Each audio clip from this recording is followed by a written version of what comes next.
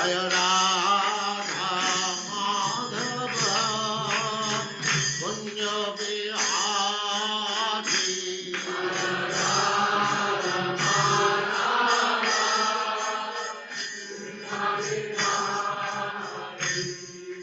Jaya Radha Madhava Kunja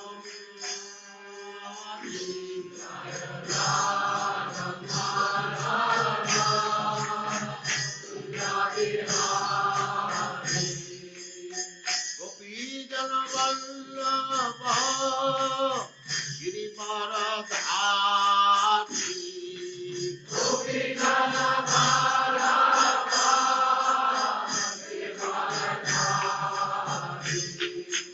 Gopi Jana Vallabha Girivaradhari Gopi Jana Vallabha Jaya Radha Madhava Kunja Bihari Jaya Radha Madhava Kunja Bihari Jaya Radha Madhava Kunja Bihari Jaya Radha Madhava Kunja Bihari Gopi Jana Vallabha Girivaradhari Gopi Jana Vallabha Girivaradhari Yashodanandana Braja Jana Ranjana Yashodanandana Yashodanandana Braja Jana Ranjana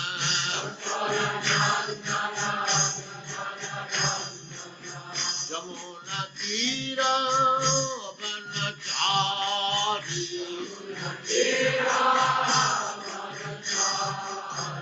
Jamuna Tira Vanachari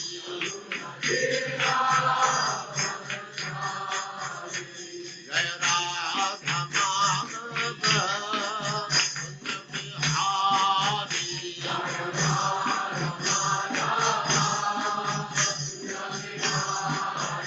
Jaya Radha Madhava Kunja Bihari Jaya Radha Madhava Kunja Bihari Gopi Jana Vallabha Girivaradhari Gopi Jana Vallabha Girivaradhari Gopi Jana Vallabha Girivaradhari Gopi Jana Vallabha Girivaradhari Yashodanandana Braja Jana Ranjana Yashodanandana Braja Jana Ranjana Jamuna Tira Vanachari Jaya Radha Madhava Kunja Bihari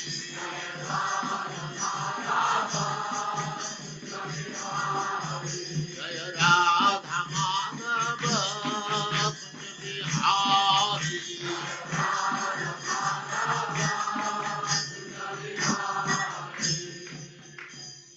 Jaya Hare Krishna, Hare Krishna, Krishna Krishna, Hare Hare, Hare Rama, Hare Rama, Rama Rama, Hare Hare. Hare Krishna, and welcome to all the devotees online. Thank you very much for your kind attendance and association as we continue Srimad Bhagavatam Canto 2, Chapter 3, Verses 1-12, new chapter, Pure Devotional Service, Change in Heart. Om Jnana Timivandasya Jnanjana Shalakaya Chakshurunmilitam yena tasmai Shri Gurave Namaha.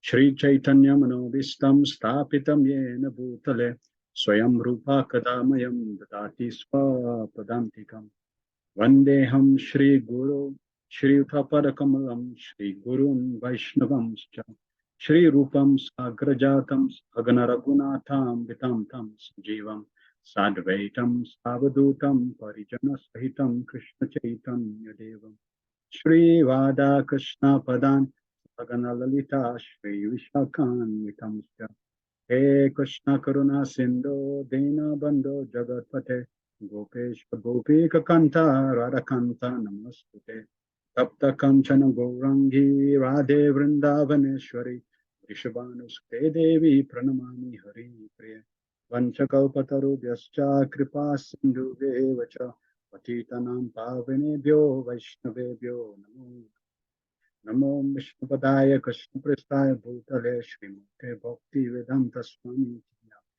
Namaste Saraswati Deve Gauravani Pracharine Nirvishesha Sunyavadi Pastatyadistarine Jai Shri Krishna Chaitanya Prabhu Nityananda Shri Advaita Gadadhar Shivasri Gaura Bhakta Hare Krishna Krishna Krishna Hare Hare Hare Rama Rama Rama Hare Hare Sarva Shastra Piyusha, Sarva Vedeka Satpala, Sarva Siddhantaratnadya, Sarva Lokat Pritpada, Sarva Bhagavata Prana, Srimad Bhagavato Prabhu Kali Dundo Didaritya, Shri Krishna Parivartita, Ushma Bhagavatam, O nectar churned from the ocean of all Vedic scriptures, O most prominent transfer fruit of all the Vedas, O you enriched with the jewels of all spiritual philosophical conclusions, O you grant spiritual vision to all the people of the world, O light breath of the Vaishnava devotees, O Lord, you are the sun which has arisen to dispel the darkness of Kali Yuga. You are actually Lord Krishna who has returned amongst us. Paramananda Pataya Prema Varshasharayate Sarvada Sarvasevyaya Shri Krishnaya Namaste. O Srimad Bhagavatam, I offer respectful obeisance unto you. By reading you unattained transcendental bliss, for your syllables rain pure love upon the reader. You are always to be served by everyone, for you are incarnation of Lord Krishna. Madeka Bandhu Matsangim Madguru Manmahadana Man Nishtarakama Bhagya Mudananda Namastute. O Srimad Bhagavatam, O my only friend, O my companion, O my teacher, O my great wealth, O my deliverer, O my good fortune, O my bliss, I offer respectful obeisance unto you. Sadhu Sadhu Tadahi Natini Churchataraka Anamuncha Kada Chinmam Premna Ritkatayospura. O Srimad Bhagavatam, who give us saintliness to the unsaintly, who uplift to the very fallen. Please do not ever leave me. Please become manifest in my heart and my throat, accompanying pure love of Krishna. Hare Krishna, Krishna Krishna, Hare Hare, Hare Rama, Rama Rama, Hare Hare. Om Namo Bhagavate Vasudevaya, Janmadyasya Yatonvayadi Taratas Charte Swabhigna Swarat, Tene Brahmaidayadi Kavaye Muyanti Yatsuraya. Tejo vari mridam yatha vinimayo yatrati sarvam rasha damna svena sada nirastakuakam satyam param dhimaihi. O my Lord Shri Krishna, Son of Vasudeva, O pervading personality of Godhead, I offer my respectful obeisance unto you. I meditate upon Lord Shri Krishna because he is the absolute truth and the primal cause of all causes of creation, sustenance, destructions of the manifest universes. He is directly and indirectly conscious of all manifestations, and he is independent because there is no other cause beyond him. It is he only who first imparted the Vedic knowledge unto the heart of Brahmaji, the original living being. By him, even the great sages and demigods are placed into illusion as one is bewildered by illusory representation of water seen in fire or land seen on water. Only because of him, the material universe is temporarily manifested by the reactions of the three modes of nature, appear factual, although unreal. I therefore meditate upon him, Lord Shri Krishna, who is eternally existent in the transcendental abode, which is forever free from the illusory representation of the material world. I meditate upon him, for he is the absolute truth. Prayanalpaisha Sabya Kalavasmin Yuge Jana Manda Sumanda Matayo Manda Bhagupadrata. Only than one. In this iron age of Kali, many but short lives, they are quarrelsome, lazy, misguided, unlucky, and above all always disturbed. Narayan Namaskritya Narachevam Naratamam Devim Stasam Tato Jayamudirayat. Before reciting the Srimad Bhagavatam, which is the very means of conquest, one should offer respectful obeisance unto the personality of God in Narayan, unto Narayana Rishi, the supermost human being, and the Mother Saraswati, the goddess of learning, and unto Srila Vyasadeva, the author. Savaipum saparo dharmo yatho bhaktira dokshaja hoitakya pratiyata yayatma suprasiddhati.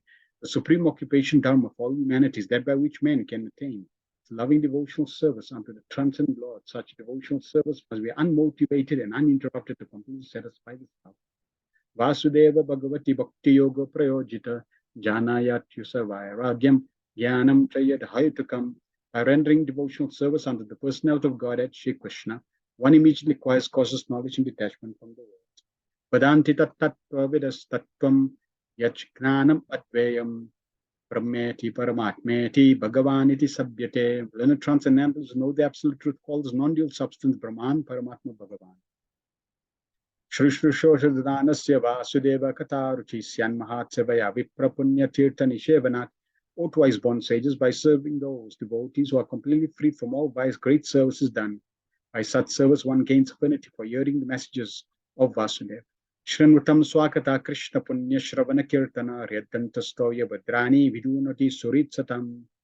Shri Krishna, the personality of Godhead, who is Paramatma, supersoul in everyone's heart, and the benefactor of the truthful devotee, cleanses desire for material enjoyment from the heart of the devotee who has developed the urge to hear his messages, which are in themselves virtues, when properly heard and chanted. Nasta prayashu bhatreshu nityam bhagavata sevaya bhagavati uttama sloke bhaktir bhavati neshtaki. By regular attendance in the classes in the Bhagavatam and by rendering of service to the pure devotees, all that is troublesome to the heart is almost completely destroyed, and loving service under the personality of Godhead, who is praised with transcendental songs, establishes an irrevocable fact. Etavan Sankhya Yoga Bhyam Swadharma Parinishtaya Janmalabha Parapumsam Ante Narayana Smriti. The highest perfection of human life achieved either by complete knowledge of matter and spirit, by practice of mystic powers, or by perfect discharge of occupational duties to remember the personality of Godhead at the end of life. Om Namo Bhagavate Vasudevaya. Om Namo Bhagavate Vasudevaya. Om Namo Bhagavate Vasudevaya. I continue Srimad Bhagavatam based on the teachings of His Divine Grace, A.C. Bhaktivedanta Swami Srila Prabhupada, found Acharya of the International Society of Krishna Consciousness. Hare Krishna, and welcome again. Let us cover any feedback you may have from Canto 2, Chapter 2, verses 33 to 37, the last section that we covered last week. If there's anything that you remembered or caught your attention, please type that in the chat while I cover one of Prabhupada's excerpt from last week. Prabhupada, in the last purport, last verse to this chapter says, and by constant hearing of the messages of the Bhagavad Gita and later of Srimad Bhagavatam, one is assured herein by Srila Sukadeva Goswami that he will reach the personality of Godhead and render him transcendental loving service in the spiritual planet of the name Goloka Vrindavan, which resembles a huge lotus flower. Thus, by the process of Bhakti Yoga, directly accepted, as suggested in this verse, by sufficient hearing of the transcendental message of the Lord, material contamination is directly eliminated without once attempting to contemplate the impersonal Virat conception of the Lord. And by practicing Bhakti Yoga, if the performer is not purified from the material contamination, he must be a pseudo devotee. For such an impostor, there is no remedy for being freed from material entanglement. So Prabhupada very wonderfully summarizes what Sukadeva Goswami has already mentioned. Maharaj Parikshit had asked, what should a dying man do? And Sukadeva Goswami made it very clear to hear about, to glorify Supreme Personality of Godhead, its pastime, name, form, qualities, etc. And Prabhupada is now summarizing that by constant hearing. So it's not a once-off hearing, but constant hearing. Why? Because just once-off, we don't have the sufficient strong faith Drida Vrata, we don't have that strong faith in the holy name, in the glories of the Lord. So if we just hear it once because of the lack of that faith, then we may not get the desired result. We'll get a little purified, but we won't get the desired result. Therefore, constant hearing. And we know even in the material sphere, if you want to perfect an art, if you want to master an art, then you constantly engage in the practice of that art. And sooner or later, you will gain mastery over the art. So we want to gain mastery over hearing, the hearing process, submissive hearing, attentive hearing. And we can only achieve that goal if we constantly practice to hear. Therefore, you'll find whenever Srila Prabhupada would be giving a talk and somebody would be distracted, they would not be attentive, or they would be doing something, the Prabhupada would immediately, you can hear in the lectures, Prabhupada would tell them, listen or stop, don't distract. Why? Because it is a disservice to be inattentive, firstly. And what to talk about disservice, but if you are not attentive in a process that is really there for your good, for your greatest welfare, then that also becomes the greatest disservice. So constant hearing. And if we do this, one is assured that one will reach the Supreme Personality of Godhead and render service in the spiritual world. So this is the goal, this is the aim. This is why we constantly want to associate with Srila Prabhupada's Bhaktivedanta books. Then, in the next paragraph, Prabhupada makes another very interesting and profound point. Firstly, that Bhakti Yoga is the direct process. And by sufficient hearing of the transcendent message of the Lord, the material contamination is directly eliminated without any other attempt of other processes. So, first adjective here is sufficient hearing. So even that also links to the first point of constant hearing. If you just hear once, that's not sufficient enough for purifying your heart.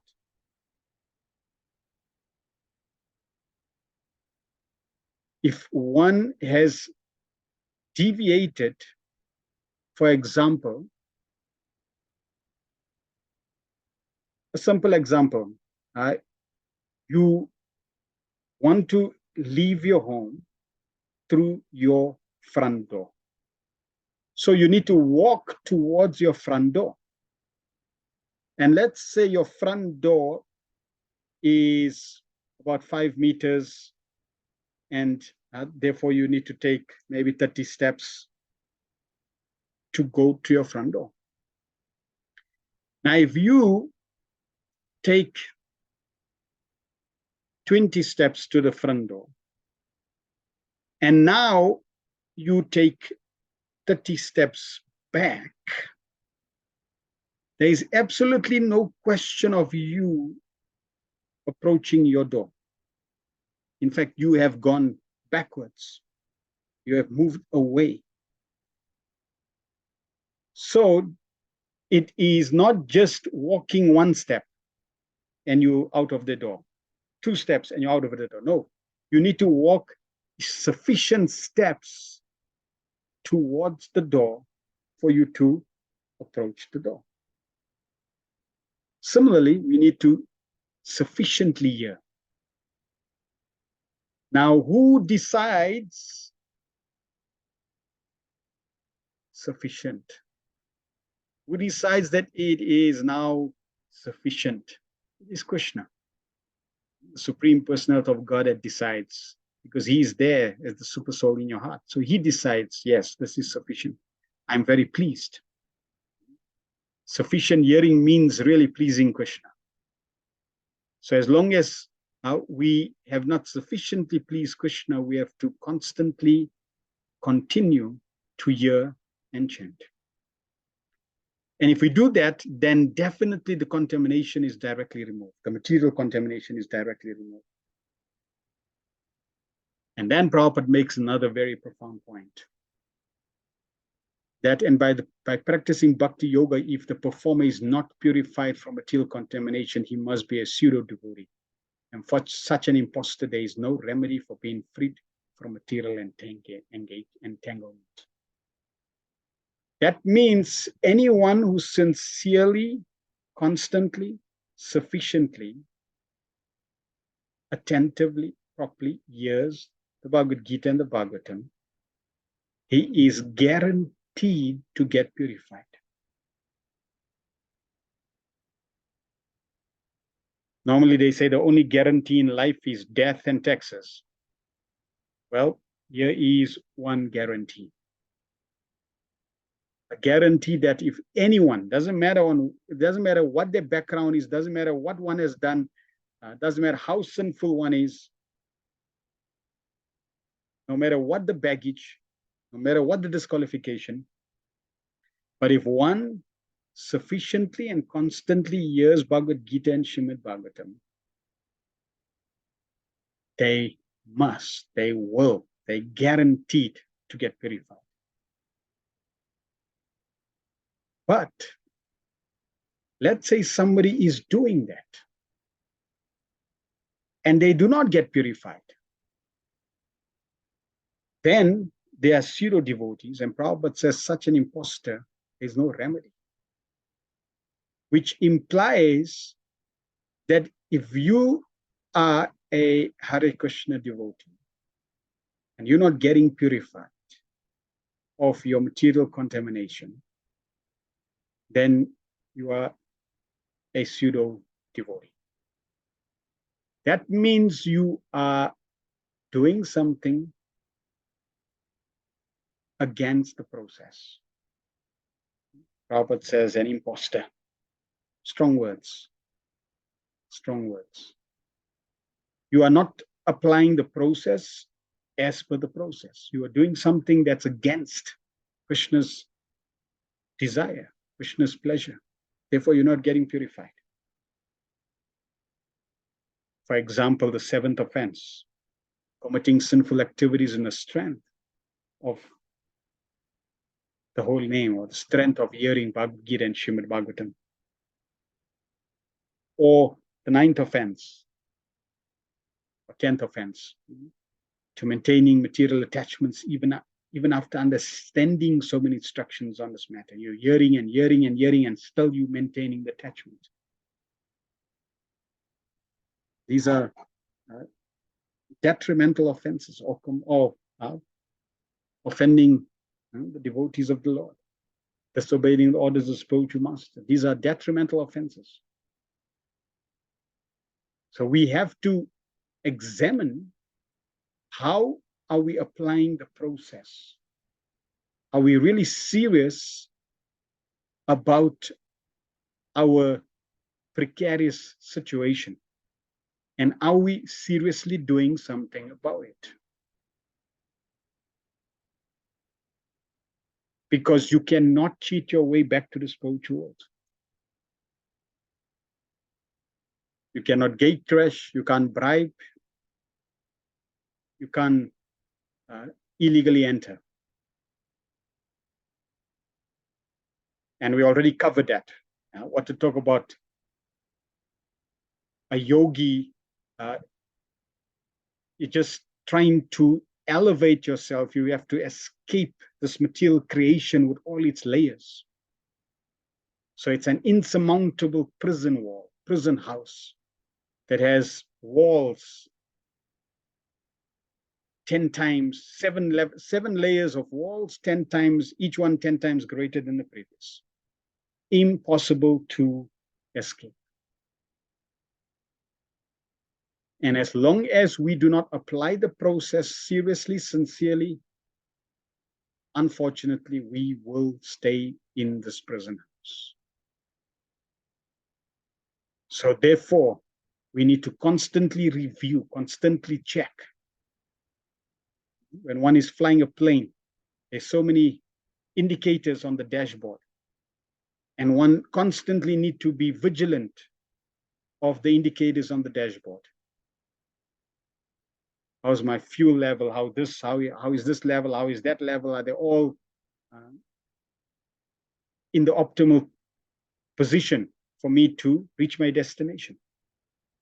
If the pilot thinks, it's always been like that, I don't need to worry, and I can take some rest, it's dangerous.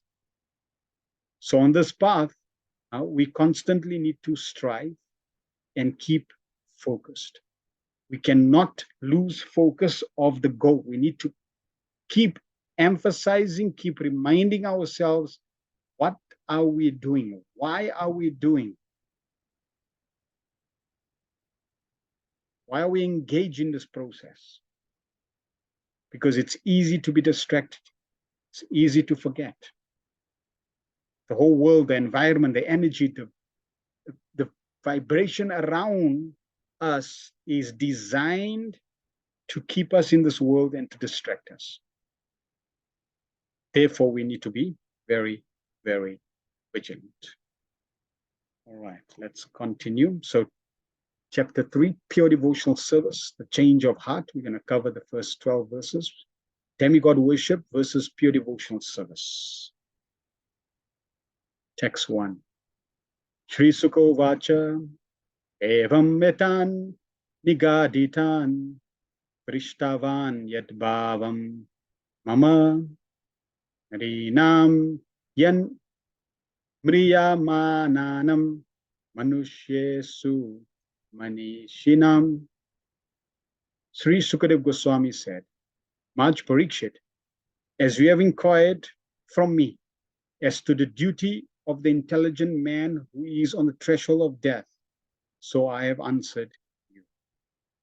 And that answer was, in all circumstance, in all times, in all places, one should hear about, one should glorify and remember the Supreme Personality of God. So that is the goal. That is what we meant to do. That is the perfection of life. Constantly remembering the glories of the Supreme Personality of God. Purport. In human society, all over the world, there are millions and billions of men and women, and almost all of them are less intelligent because they have very little knowledge of the spirit soul. Now, very often when people are reading Prabhupada's books, then they'll read a statement like Prabhupada would say, women are less intelligent. And the men, they become proud, and the women become offended. Well, here's another statement. In human society, all over the world, there are millions and billions of men and women. That means practically, if you have to take the planet now, 8 billion or so men and women. And almost all of them are less intelligent. So now Prabhupada is even extending further. What about women being less intelligent? Even men and women are less intelligent. We have to understand the context. And here specifically, the context is very simple. Why is everyone less intelligent?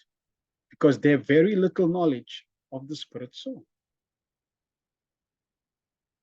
Therefore, they're less intelligent. Now, someone may say, oh, I'm not less intelligent. I know that I'm the spirit soul. Okay, let's see if you know you're the spirit soul. What's the quality of the spirit soul? I know that, Sachidananda. Okay, what is the spirit soul's identity? Servant of Krishna. Where does the spirit soul live? Eternally, or meant to be living eternally? Goloka Vrindavan. Very good. Okay.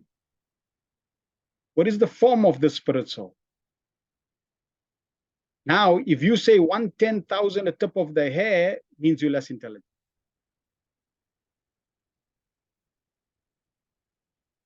Because every soul has a form. 1/10,000 at the tip of the hair is for those who are conditioned and far away from the Supreme Personality of Godhead. So what's your original form? You don't know. Therefore, less intelligent. Okay. What's the spirit soul's name in Goloka Vrindavan? Don't know. Well, then you're less intelligent. Who's the spirit soul's family? Don't know. Less intelligent. What does the spirit soul in the spiritual world do? Don't know. Less intelligent. What is the qualities and nature of the spirit soul in the spiritual world? What service does that spirit soul have in the spiritual world? So therefore, if we do not know these things, then we're less intelligent.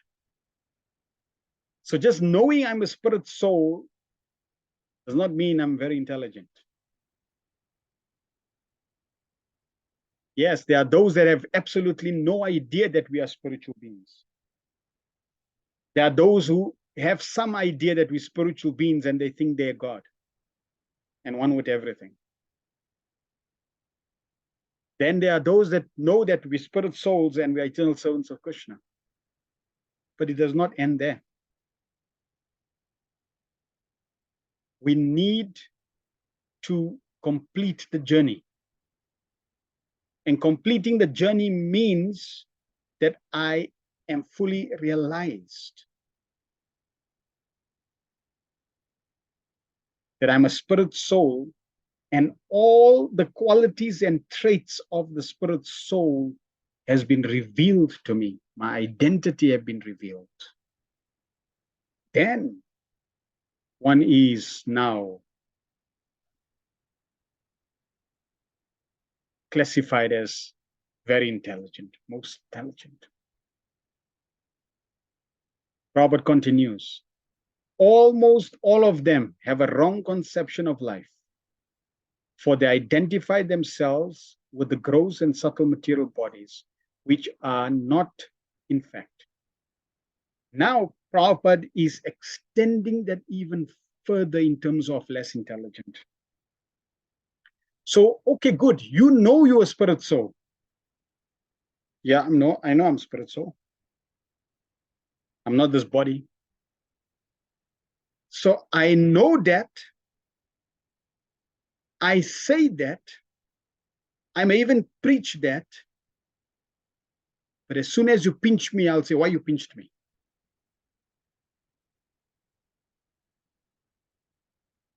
So if we identify with the gross and subtle material bodies, means we are less intelligent. So in these two sentences, we can, Prabhupada is giving us the reality check that it's not just good enough, well, it's bad enough to not know that you're a spirit soul. It's not good enough to know that you are a spirit soul. Are you identifying with this material body? That is the check. That is the litmus check, litmus test. Because just knowing I'm spirit soul is just intelligence, just knowledge. Anyone can say, yes, I know. But the realization of that knowledge, and then to what extent we realize that knowledge, that determines our intelligence. So we should not fool ourselves. I'm Hare Krishna. I'm safe and sound. I'm Hare Krishna. I'm more advanced than all these other rascals and souls out there, wasting their time. What level of Hare Krishna are we? We need to ask. To what extent have I realized these statements of Srila Prabhupada, these statements of the Bhagavatam. Therefore, humility is required. That yes, I'm fortunate to be exposed to this knowledge, but I should not be proud, thinking that I'm qualified and I'm advanced. There needs to be a reality check. And the reality check is very simple.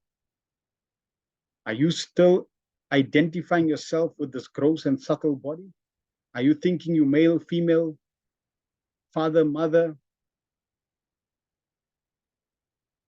Are you still focusing on the needs of your body because you think you're the body? Do you react in relation to the needs of the gross and subtle bodies?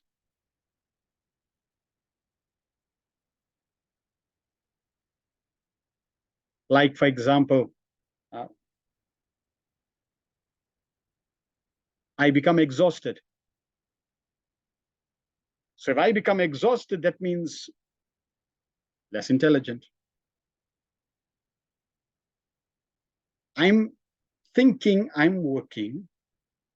This body is working, therefore I'm working. And the body hasn't rested, therefore I'm thinking I didn't rest. And therefore I'm less intelligent because I'm identifying with this body.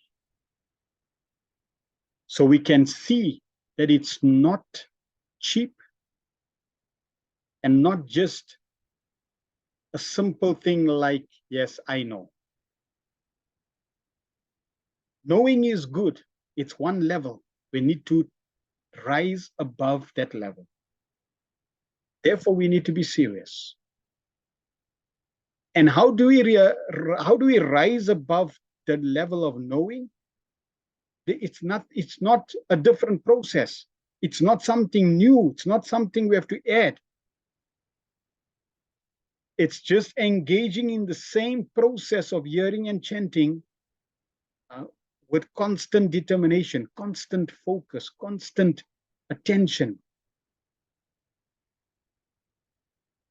We simply have to improve on the duration and the quality of hearing and chanting, of serving. And for different souls, it's different time spans. Because it all depends on one's input and effort in the process and Krishna's reciprocation. In this way, it is different for different souls. But the process is exactly the same. Then Prabhupada continues. They may be situated in different high or low positions in the estimation of human society, but one should know definitely that unless one inquires about his own self beyond the body and the mind, all his activities in human life are total failures.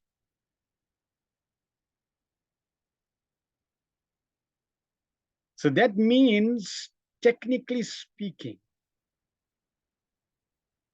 the only beneficial activity for a human being is hearing and chanting the glories of Krishna. And if there are other subsidiary activities, if those activities are helping hearing and chanting, then they're beneficial. But if one is not hearing and chanting about the glories of Krishna, or specifically here, if one is not hearing about the self, the true self, then all of one's activities, subsidiary activities that are helping one to survive, are basically a total failure.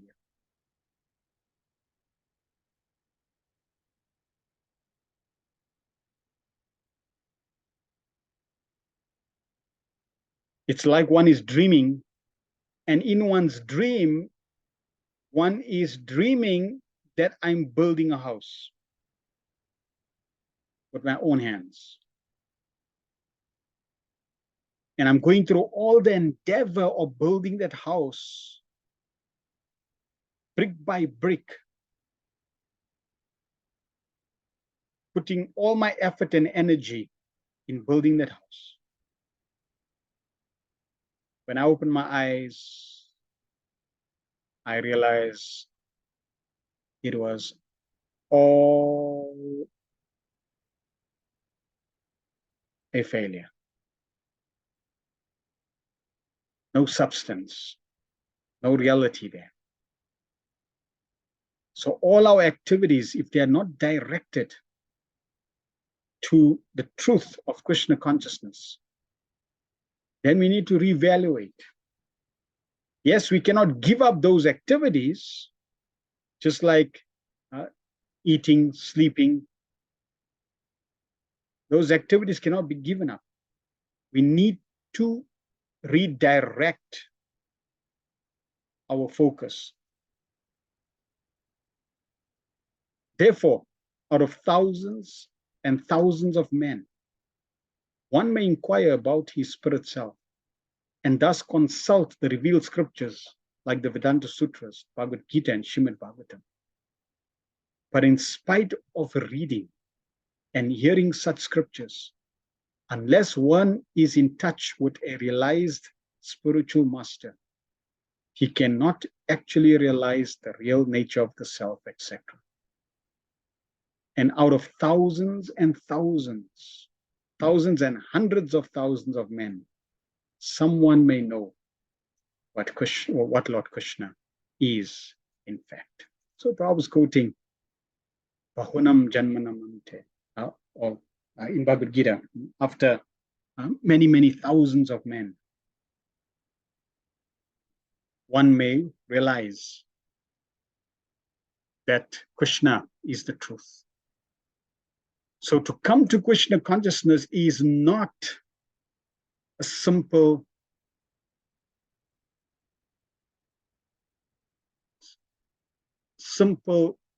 circumstance or incident. It's very, very special, very unique, very exalted. But even though we may come to Krishna consciousness, if we do not take it seriously, then that's a great failure. Yes, we will only fail if we give up. So that's also another surety. As long as we stick around, we will eventually reach our destiny. It may take us a long while. It's like you in the rivers and the river is flowing down and you are holding on to the trees or the obstacles or the objects that are grounded solid in the ground. You're holding them, and therefore the current of the river is now trying to push you, but you're stuck, you're holding on. So it's like that. But if you let go and go with the current, you go faster. So we want to go with the current of Krishna consciousness, but we can only go with the current of Krishna consciousness if we are convinced, truly convinced of why we are practicing Krishna consciousness. Otherwise, the material desires will keep you grounded, keep you holding on. So we should not take Krishna consciousness lightly. And your Prabhupada is making the point that it is only that the knowledge may be there, but the result of the knowledge, the perfection of that knowledge, is by the mercy of the self-realized soul, the spiritual master. So we have that by the mercy of Srila Prabhupada. And therefore, we have the knowledge, we have access to the knowledge, and we have the mercy of the self-realized spiritual master. So therefore, and we have the process. which means that we got everything. And as Prabhupada says, everything you need is in his book. So you got everything practically in your hand. If you are not able to achieve the desired result, there's only one person to be blamed, and that is you.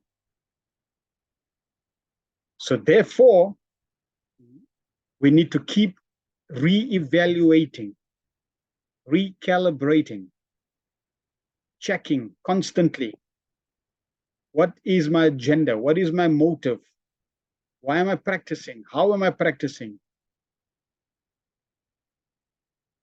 In this way, we will be able to make sure that we are on the right path, staying on the right path, but with the proper focus, proper attention, proper intention, proper motive for us to get the desired results. We see, for example, in the Ramayana,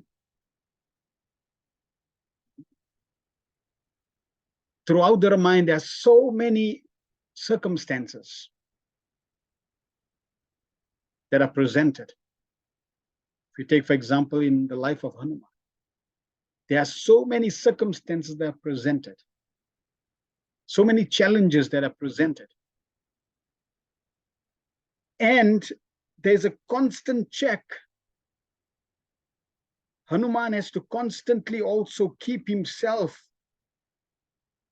focused on what is my goal, what is my duty. I'm a servant of Lord Ram. Therefore, I cannot be distracted. I cannot sleep. I cannot wait. I can't relax. So he's constantly rechecking, constantly aware of the obstacles, of the goal. So in this way, constantly we need to keep ourselves focused. In Chaitanya Charitamrita Madhya Lila 21, 22, 123, it is said that Lord Krishna, out of his causeless mercy, prepared the Vedic literatures in the incarnation of Vyasadeva for reading by the intelligent class of men in a human society, which is almost totally forgetful of the genuine relationship with Krishna. Even such an intelligent class of men may be forgetful in their relationship with the Lord. The whole bhakti process is therefore a revival of the lost relation.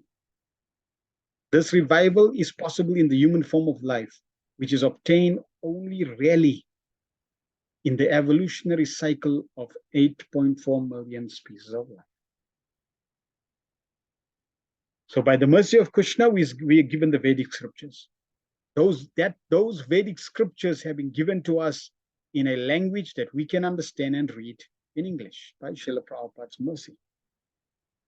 He's then extended that Vedic theology through his Bhaktivedanta purports. He's elaborated it.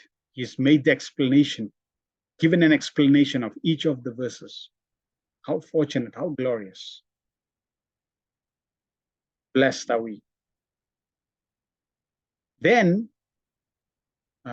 Prabhupada says the whole process of that knowledge, or the result of that knowledge, the goal of that knowledge, is to revive our relationship with Krishna. And the bhakti process, Krishna consciousness. What is Krishna consciousness? It is simply revival of our lost relationship with Krishna.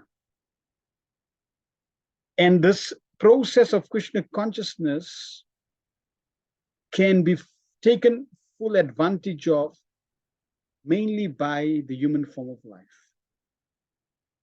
Not that the other species do not get benefit. They do get benefit. Because when we chant loudly, everybody gets benefited. So all species get benefited. But really, to take full advantage to revive our eternal relationship with Krishna, that is really there for the human form of life. And the human form is very rare. See, we may not even grasp this point. That is very rare. For me to get this human form is rare. It's only 400 species out of 8 million. So therefore, just out of all the species, it's the least in number. Therefore, it is very rare. And for one to get the human form means we've gone through cycles and cycles of other non-human species to come to the human form of life. Now, because we have got this human form of life, we need to take it seriously. The intelligent class of human beings must take serious note of this opportunity. Not all human beings are intelligent, so the importance of human life is not always understood. Therefore, Manishinam, meaning thoughtful, is particularly used here.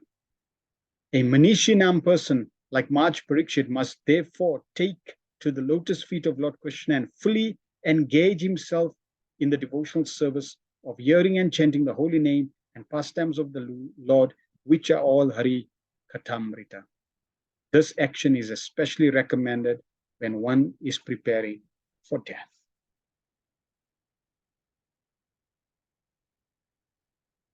So we need to be thoughtful. We need to think. The more we contemplate on these words of Srila Prabhupada, that contemplation will make us more serious.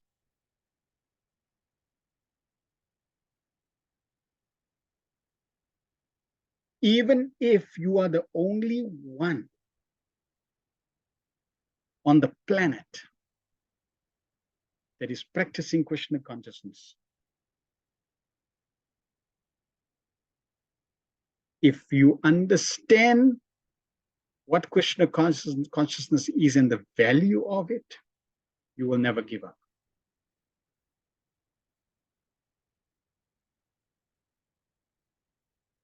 So we need to constantly, and that's the beauty of Srila Prabhupada's Bhaktivedanta purports. His Prabhupada is getting us to be Manishina through his philosophical points in the purports, through him bringing out different perspective of that philosophical point, presenting different statements, presenting different questions, different ways of looking at that. Prabhupada is getting us to think. Because consider frankly, how many of us would have thought about these points without Prabhupada's Bhaktivedanta purports? We would not be thinking. Fana says, a devotee of the Lord Krishna is one who believes sincerely that by becoming a devotee of the Lord, one becomes fully equipped and everything spiritual. Yes, that conviction. So we need to be convinced beyond doubt that this is the path. Once I'm convinced beyond doubt that this is the path, now I need to seriously take that path. Not just be on the path, but take it seriously. And not just externally. I got my tulsi beads, I got my tilak, I got my sika, I got my dhoti sari, nama Hare Krishna, I got my bead bag, I'm Hare Krishna, I'm going back to Godhead. No. That's good. The external practice, the attire, it's one part. What about all the other internal?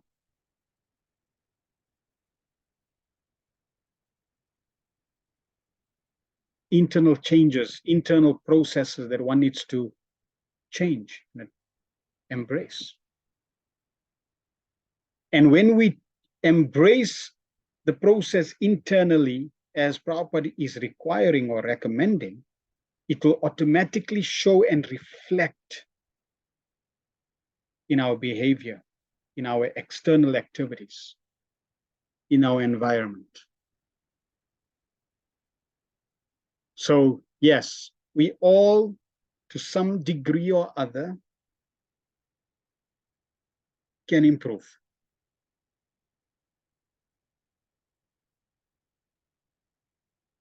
So it's a always, reevaluation, checking, okay, where can I improve and move on? Where can I improve and move on? Where can I improve and move on? And in this way, closer and closer we will come to pleasing the Supreme Personality of Godhead and perfect our life. 227. Brahma varchasa kamastu yajeta brahmana patim indram indriya kamastu praja kama prajapatim devi mayam tu shrikams kamas teja kamo vibhavasun vasu kama vasu rudran virya kamo tha viryavan anandya kama twaditam swargo kama dite sutam vivashtevan rajya kama sadhyan samada ko visham ayus kamas swino devo ushtikama ilajayat yajet pratishtha kama purusho rodashi lokamataro rupa vikamano gandharvan strikamo sara urvashim adhyapatya kama sarvesham yajeta parameshtinan yadgnam yajed yakshashkama poshakama prachestasham vidyakama stu girisham dampat yartha umam satim. So now we have a list of all the different demigods that people can worship to get what they want. One who desires to be absorbed in the impersonal Brahma Jyoti effulgence should worship the master of the Vedas, Lord Brahma or Brihaspati, the learned priest. One who desires powerful sex should worship the heavenly king Indra. One who desires good progeny should worship the great progenitors called Prajapatis. One who desires good fortune should worship Durga Devi, superintendent of the material world. One desiring to be very powerful should worship fire. One who aspires only after money should worship the Vasus. One should worship the Rudra incarnation of Lord Shiva if he wants to be a great hero. One who wants a large stock of grain should worship Aditi.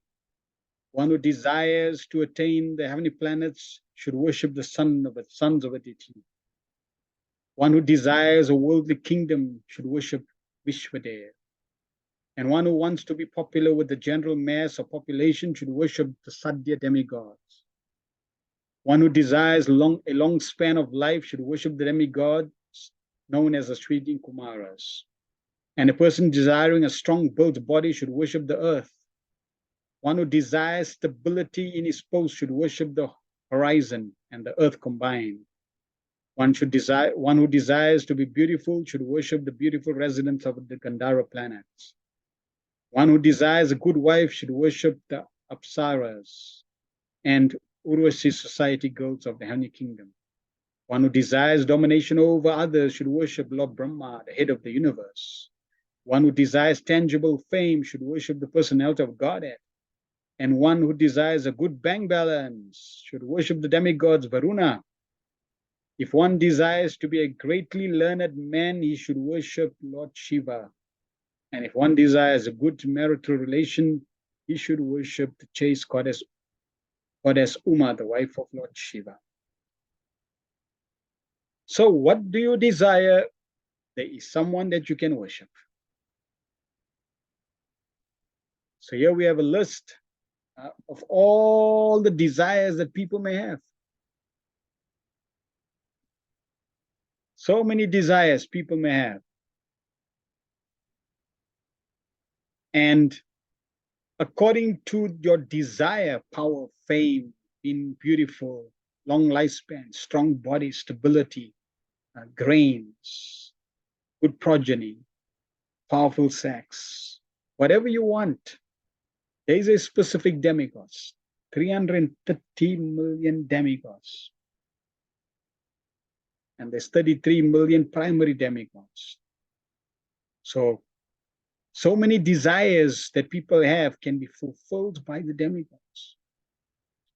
Now, this is in the Bhagavatam.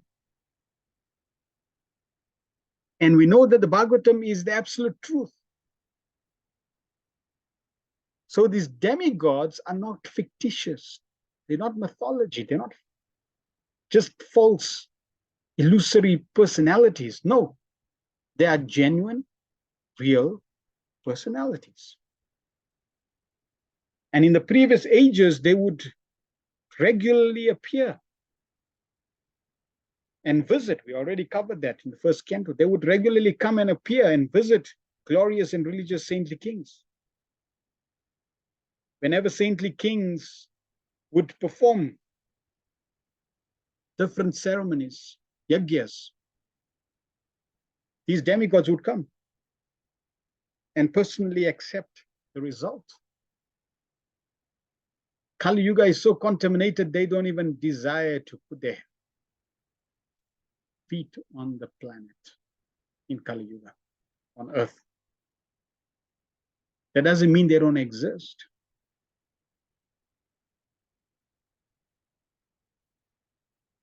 They exist, and the Vedic system presents one of their duties is to bless those souls who pleases them in the process of yajna. And we know in Bhagavad Gita, Lord Krishna says this cooperation between men and demigods, this will make people happy. And the people understand and perform sacrifice for the pleasure of the demigods, then the demigods would respond and give them what they want. So this is just a small list, but a list that covers so many of the strong material desires that people have. So now the question is, okay, this is in the Bhagavatam. So should we worship demigods? Prabhupada says, there are different modes of worship for different persons desiring success in particular subjects. The conditioned soul living within the purview of the material world cannot be an expert in every type of materially enjoyable asset. But one can have considerable influence over a particular matter by worshipping a particular demigod, as mentioned above. Ravana was made very powerful. Ravana was made a very powerful man by worshipping Lord Shiva. And he used to offer several heads to please Lord Shiva. He became so powerful by the grace of Lord Shiva that all the demigods were afraid of him, until he at last challenged the personality of God as Sri Ramachandra and thus ruined his life. Ravana had everything going for him. He was extremely educated in the Vedic knowledge. He was born in a very exalted lineage. He was born like in a family of Brahmanas. He was a great devotee of Lord Shiva. He had acquired such a powerful position in the universe. He had an extremely chaste wife. He was living in golden Lanka. He had opulence beyond anyone's dreams. So he had everything. He had exalted personalities and powerful personalities around him. He could have lived peacefully and be happy. But he ruined his life. He was killed. He even had the boon practically to be immortal.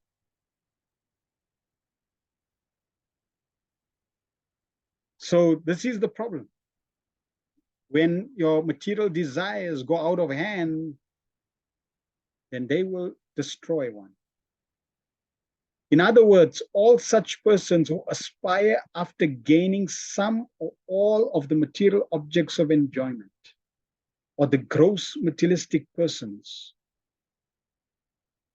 are on the whole less intelligent, as confirmed in Bhagavad Gita 7:20. It is said there that those who are bereft of all good sense, or those whose intelligence is withdrawn by the deluding energy of Maya, aspire to achieve all sorts of material enjoyment in life by pleasing the various demigods, or by advancing material civilization under the heading of scientific progress. So we already covered in the previous verse and purport the definition of intelligence.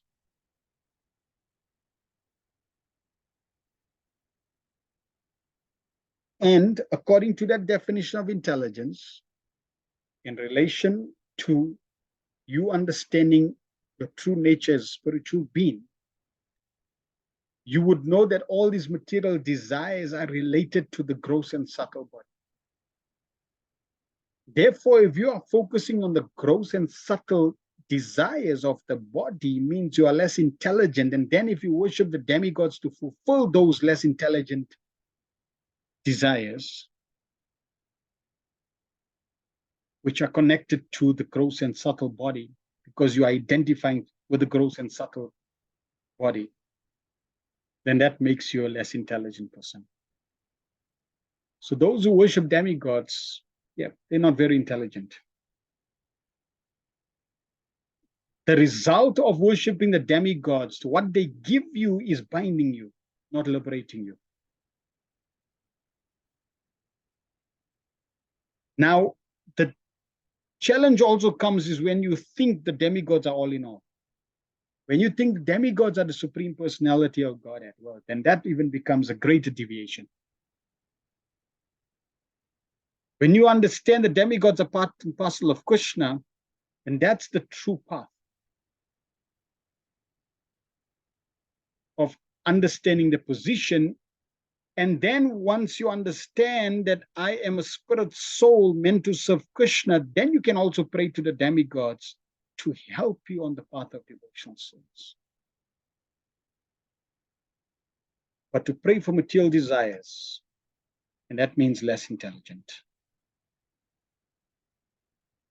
So we can see, now we got another statement that also tells us the level of our intelligence in relation to demigod worship. The real problem of life in the material world is to solve the question of birth, death, old age, and disease. No one wants to take birth again. No one wants to meet death. No one wants to be old or invalid, and no one wants diseases. But these problems are solved neither by the grace of any demigod, nor by the so-called advancement of material science. So if the real problem is birth, death, disease, and old age, and if demigod worship and advanced material science does not solve that, then what's the value of demigod worship and what's the value of scientific advancement? Because the actual problem is not solved. So if the actual problem is not solved, then demigod worship and advancement of material science are basically part of the problem. They are increasing the complexity of the problem. That's all. They're not solving the problem. And if they're not solving the problem, then that means we should not indulge in them, because then it's a waste of time. And this brings us back to the point of our focus, our goal. What is our goal? Because if our goal is to become free from birth, death, disease, and old age, then it's not about fulfilling our material desires. With demigods or material advancement.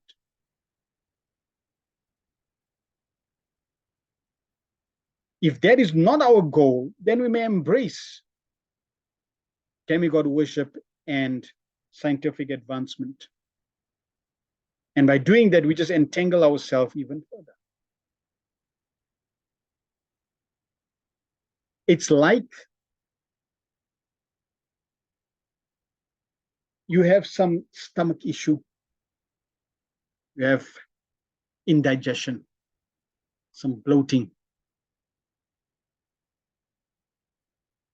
you're sick. So now you are ill, and you start to embrace products and different environments that make you more sick. That's not intelligence.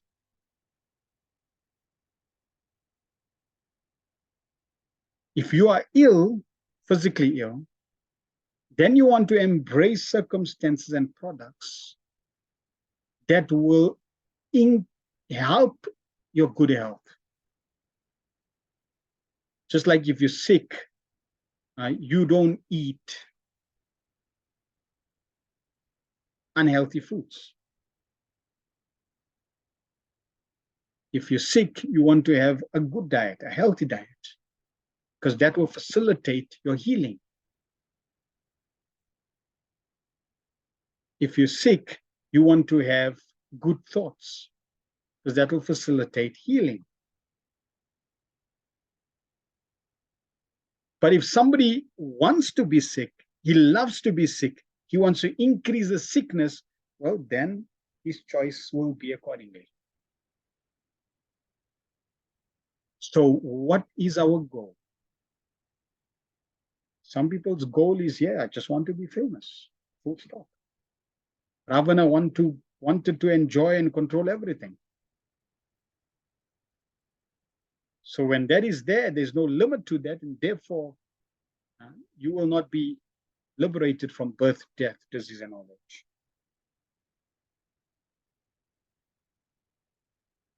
So it's not a question of Krishna is forcing us. It's a question of what is your desire? What do you really want? Because Krishna will fulfill both desires, material and spiritual.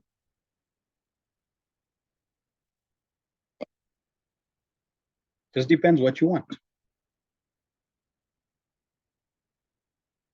Prabhupada continues. In the Bhagavad Gita, as well as in Srimad Bhagavatam, such less intelligent persons have been described as devoid of all good sense. Sukadeva Goswami said that out of 8.4 billion species of living entities, human form of life is rare and valuable. And out of those rare human beings, those who are conscious of the material problems are rarer still.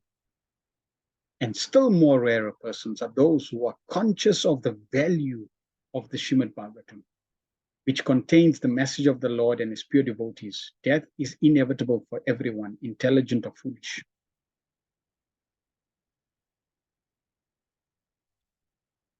So, as Hare Krishnas, are we going to die? You rest assured you're going to die. As Hare Krishnas, are we going to get sick? As Hare Krishnas, will we be influenced and affected by circumstances? No doubt. So then somebody say, well, then what's the use? You're going to die. They're going to die. You're going to be affected by COVID. They're going to be affected by COVID. You're going to get sick or impacted by circumstances. They're going to get impacted by circumstances. So there's no difference. So externally, yes. But the fact that we in the material world means we will be impacted by circumstances. But those who do not take to Krishna consciousness, those who do not realize the message contained in Srimad Bhagavatam, they will continue to stay in the material world. Whereas those who understand, those who are conscious of the value of Srimad Bhagavatam, we've realized the importance of Srimad Bhagavatam. And when you realize the importance of something, you will embrace it. You will take advantage of it.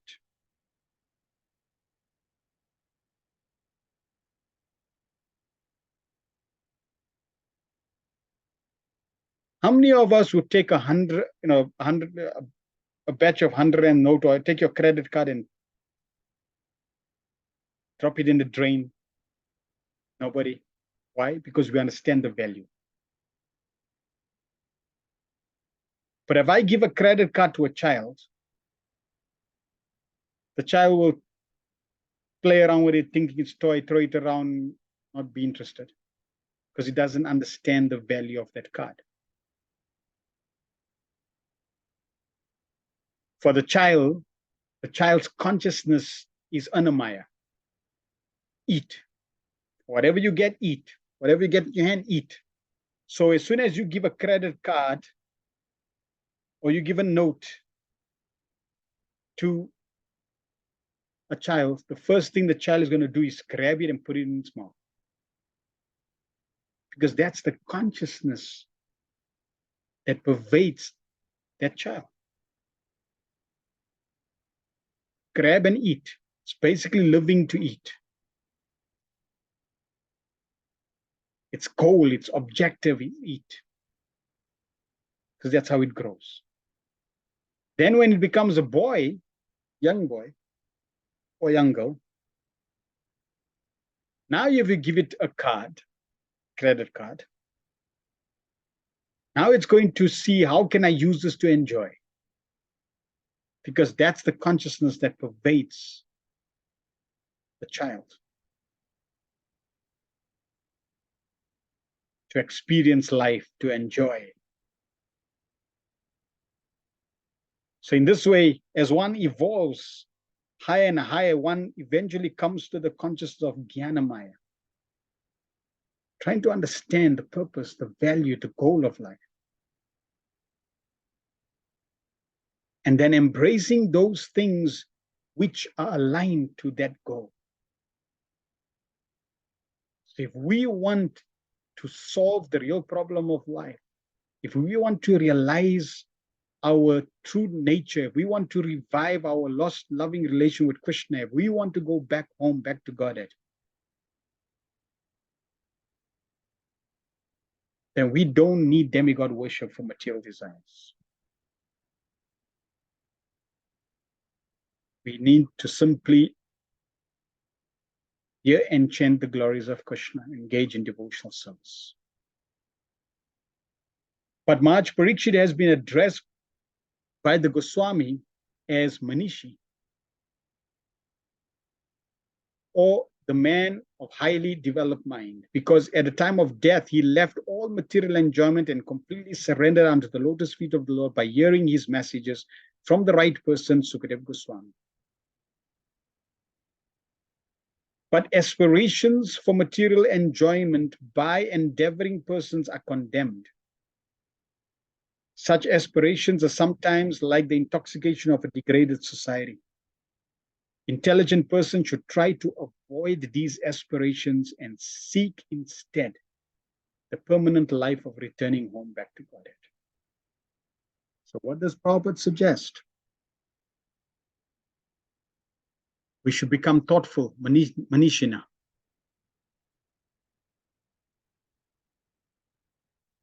If we should be thinking what is the right thing. And if you get so confused that you don't know what's the right thing, well, then just accept what Prabhupada is saying. Intelligent person should try to avoid these aspirations. That whole list that is there. Small list of an infinite list. That is not the aspiration of a devotee. Instead, we want to look at the permanent situation of returning home. Because all those desires, if they get fulfilled, it is temporary.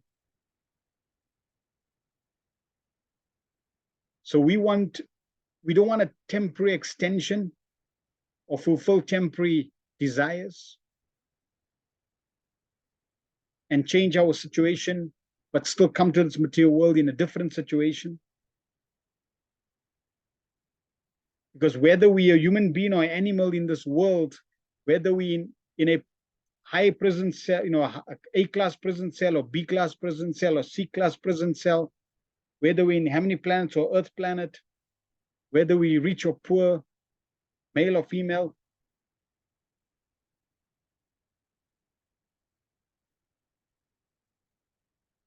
it's all unwanted.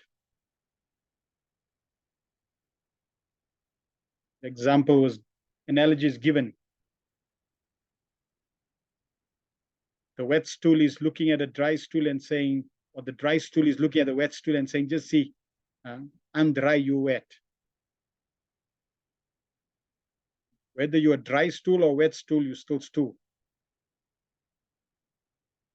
Unwanted. So it doesn't matter in what position, what situation you are in this material world, it is unwanted. It is a anartha. To be in this material world is an anartha. To be in this material world and not be fully realized in your relationship with Krishna is an anartha. And we want to become free from that anartha. We don't want to be in the situation like we have a boil and we just blow on the boil to get some relief. We want to take the surgical knife and cut that boil at the root to solve the boil forever. So we want to constantly remind ourselves. And we see Prabhupada is recalibrating, putting us back on track. Intelligent person should try to avoid these aspirations. And note, it says try, because they will come up. You look around you and you'll get inspired. You will see others, pseudo devotees. Oh, he's doing this, he's praying for this, he's worshiping this. Why can't I? So we need to try as best as we can to avoid these aspirations. And Bhagavatam is telling us again and again and again what is our true aspiration in life. 8. Dharmartha uttama sloka tantu tanvan pitrin yajat raksha kama punya janan ojas kama marudganan. One should worship Lord Vishnu or his pure devotee for spiritual advancement in knowledge and for protection of hereditary and advancement of a dynasty. One should worship the various demigods. The path of religion entails making progress on the path of spiritual advancement, ultimately reviving the eternal relation with Lord Vishnu in his impersonal effulgence, his localized Paramatma feature, and ultimately his personal feature by spiritual advancement in knowledge. And one who wants to establish a good dynasty and be happy in progress of temporary bodily relations should take shelter of the Pitas and the demigods in other various planets. Such different classes of worshippers of different demigods may ultimately reach the respective planets of those demigods within the universe, but he who reaches the spiritual planets in the Brahma Jyoti achieves the highest perfection. So yes, we can worship all the different demigods and get temporary results. Ultimately, we want to worship the Supreme Personality of Godhead. Prabhupada makes a very interesting point here. The path of religion entails making progress on the path of spiritual advancement. So here Prabhupada is making the point that there's religion and spirituality. So I can be a Hindu but not be spiritual. I can be Christian but not be spiritual. And if I'm a Hare Krishna and not spiritual, then I'm just practicing another form of religion. True religion is true spirituality, which is basically to revive our eternal relationship with God. So that means it doesn't matter what religion I follow. Doesn't matter what faith I follow. The question is, am I reviving my relationship with God? And since there is only one Supreme Lord, then the goal of every spiritualist is the same.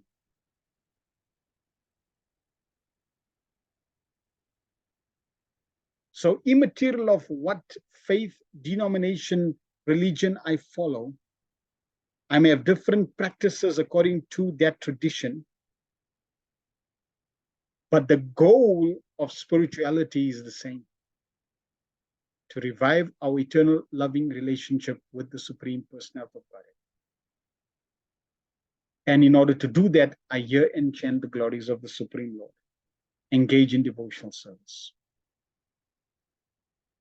9. Rajya Kama Manun Devan Nitim Swabicharan Yajet Kama Kama Yajet Somam Akama Purusham Param. One who desires domination over kingdom or an empire should worship the Manus. One who desires victory over an enemy should worship the demons. And one who desires sense gratification should worship the moon. But one who desires nothing of material enjoyment should worship the Supreme Personality of Godhead. Akama Purusham Param. So the goal is not to become desireless. You cannot become desireless.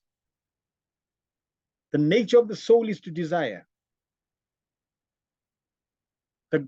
To become desireless, akama. You'll see in every verse that we read, the word kamo, kamo, kama. Like here, rajya, kamo. Material desires to become kingly. The last statement, akama. Negation. No material desires. So to become desireless means to become akama. No desire. That no desire means I don't want any material. See, but one who desires nothing of material enjoyment doesn't mean we don't have enjoyment. There's enjoyment in the spiritual realm. But that enjoyment in the spiritual realm is in relation to serving Krishna, pleasing Krishna's senses, thereby becoming blissful and enjoying. So real desire, real non-desire, real desirelessness is simply to desire what Krishna wants. For a liberated person, all the enjoyments listed above are considered to be absolutely useless.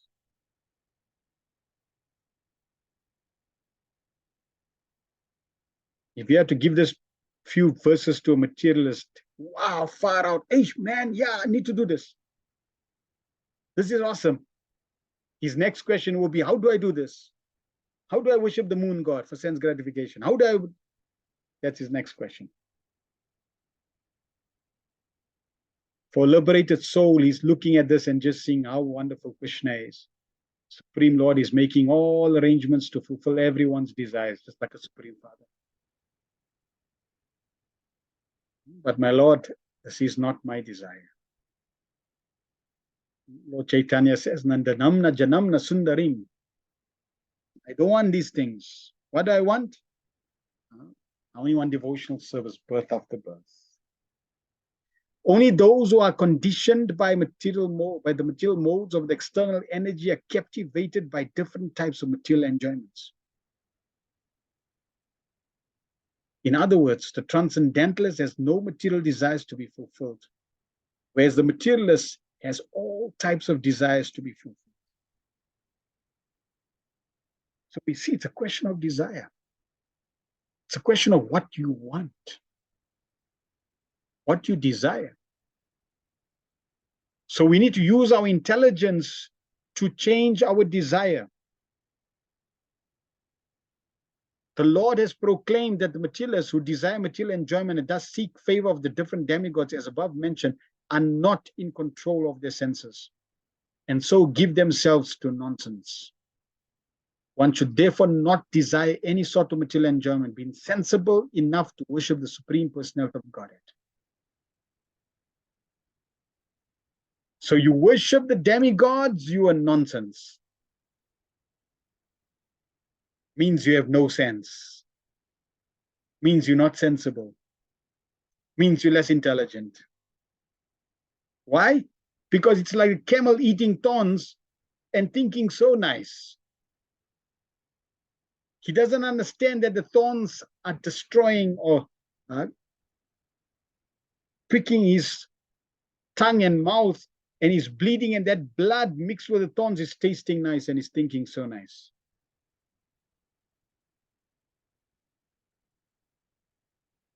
It's an interesting thing to see. How the camels, you feed them thorns and they're eating.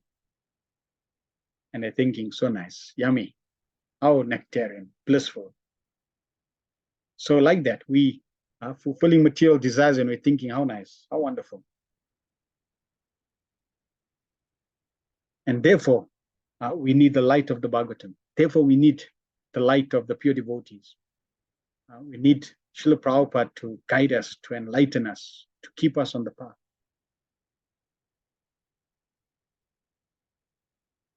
The leaders of nonsensical persons are still more nonsensical because they preach openly and foolishly that one can worship any form of demigod and get the same results.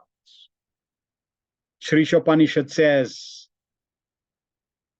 that those who do not worship the Supreme Lord, they go to hell. And those who encourage not to worship the Supreme Lord, they go further than hell. So yes, if you worship the demigods, you nonsense. But if you are a leader of people and you encouraging them, then you are greater nonsense.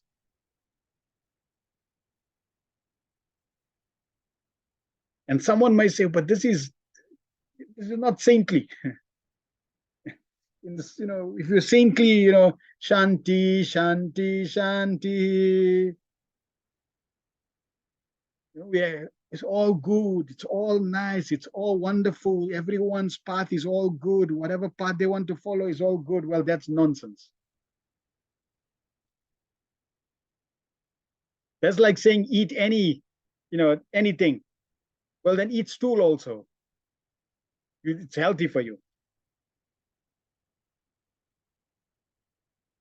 And there may be people that, promote that. You're eating your stool and drinking your urine is very good. Well, it's obnoxious. It's against human beings' activities. So Srila Prabhupada is mercifully directing us. For human being, it's not stool and urine. It's not meat. It's not even vegetarian meals. It's Krishna Prasad.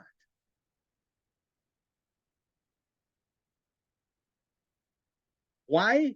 Because of the goal, of the objective. We are imprisoned And because you're in prison, then any other foodstuff but Krishna Prasad is the only foodstuff that will liberate you. Everything else is binding. So if there is someone who is your true well-wisher, they and they only will guide you in the right way, to embrace the right process, the right activities, the right goal, the right destination, the right process to get the right shelter of the Supreme Personality of Godhead. Otherwise, everyone else is simply under the nature of the influence of the material modes of external energy and are cheating you. This sort of preaching is not only against the teachings of the Bhagavad Gita or those of Srimad Bhagavatam, but is also foolish, just as it is foolish to claim that with the purchase of any travel ticket, one may reach the same destination. Yeah, don't worry, buy any ticket, buy the cheapest ticket and you'll go to whichever destination you want. Sorry, it doesn't work like that. No one can reach Bombay from Delhi by purchasing a ticket for Baroda. It is clearly defined herein that the person impregnated with different desires have different modes of worship. But one who has no desire for material enjoyment should worship the Supreme Lord Shri Krishna, the personality of God. And this worshiping process is called devotional service. Pure devotional service means service to the Lord without any tinge of material desires, including desire for fruitive activities and empiric philosophy and empiric speculation. For fulfillment of material desires, one should worship the Supreme Lord, but the result of such worship is different, as will be explained in the next verse. Generally, the Lord does not fulfill one's material desires for sense enjoyment, but he awards such benedictions to worshippers of the Lord, for they ultimately come to the point of not desiring material enjoyment. So Prabhupada and the Bhagavatam is established to not worship the demigods with material desires. But I can't be a puppet, I can't be a robot. I got material desires. I cannot pretend I'm liberated from the influence and identification of the body and the mind. So I got material desires. Because if I artificially pretend I don't have material desires, then I'm a pretender. Then I'm also a pseudo devotee. So yes, I got material desires. I want this, I want this, I want this, I got material desires, but I know the goal. So what should I do? So Prabhupada says, for fulfillment of material desires, one may worship the Supreme Lord, but the result of such worship is different, as will be explained in the next verse. So, if I have material desires, I may worship Krishna, no problem. But the result may be different. Okay, what is the difference in terms of result? So I want sense gratification, or I want a good wife, I want a good husband, I want money.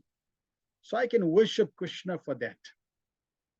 So how is that different from worshiping demigods? Because ultimately I'm still getting the result. So then, and the demigods, they can't give anything independent of Krishna. They're servants of Krishna. So if somebody worships the demigods for any of these different material desires, the demigods cannot just give it. They also have to follow the rules and guidelines stipulated by the Supreme Personality of Godhead. So then if I go to Krishna directly for these material desires, well, what's the difference? The conclusion is that one must minimize the desires for material enjoyment. And for this, one should worship the Supreme Personality of Godhead, who is described here as Param, or beyond anything material. Sripad Sankaracharya has also stated, Narayano Paro Vyaktat. The Supreme Lord is beyond the material encircles. So I'm full of material desires. No problem. Worship the Supreme Personality of Godhead, because that will slowly reduce and minimize your material desires. If you worship the demigods, it will increase your material desires. If you worship Krishna, it will reduce your material desires. So that's one of the benefits. So this is a very beautiful verse. Akama sarva kamo va moksha kamo dharadi tifrena bhakti yogena yajate purusham param. So whether one is akama, sarva kama, moksha kama, doesn't matter. The verse says a person who has broader intelligence, whether he be full of material desires, without any material desires, or desiring liberation, must by all means worship the supreme whole, the personality of Godhead. So, Bhagavatam is encouraging us. Doesn't matter if you are kama, you have no material desires. Doesn't matter if you serve a kama, you have all material desires. Doesn't matter if you want liberation, moksha kama. It doesn't matter. Those who are udaradi, those who are intelligent, what they'll do, tivrena bhakti yogena, yajite purusham param. They will worship the Purusha Param, the Supreme Personality of Godhead, through the process of bhakti yoga. By all means, this is what they'll do. So the goal, the objective now is that it doesn't matter what your position is, worship the Supreme Lord Krishna.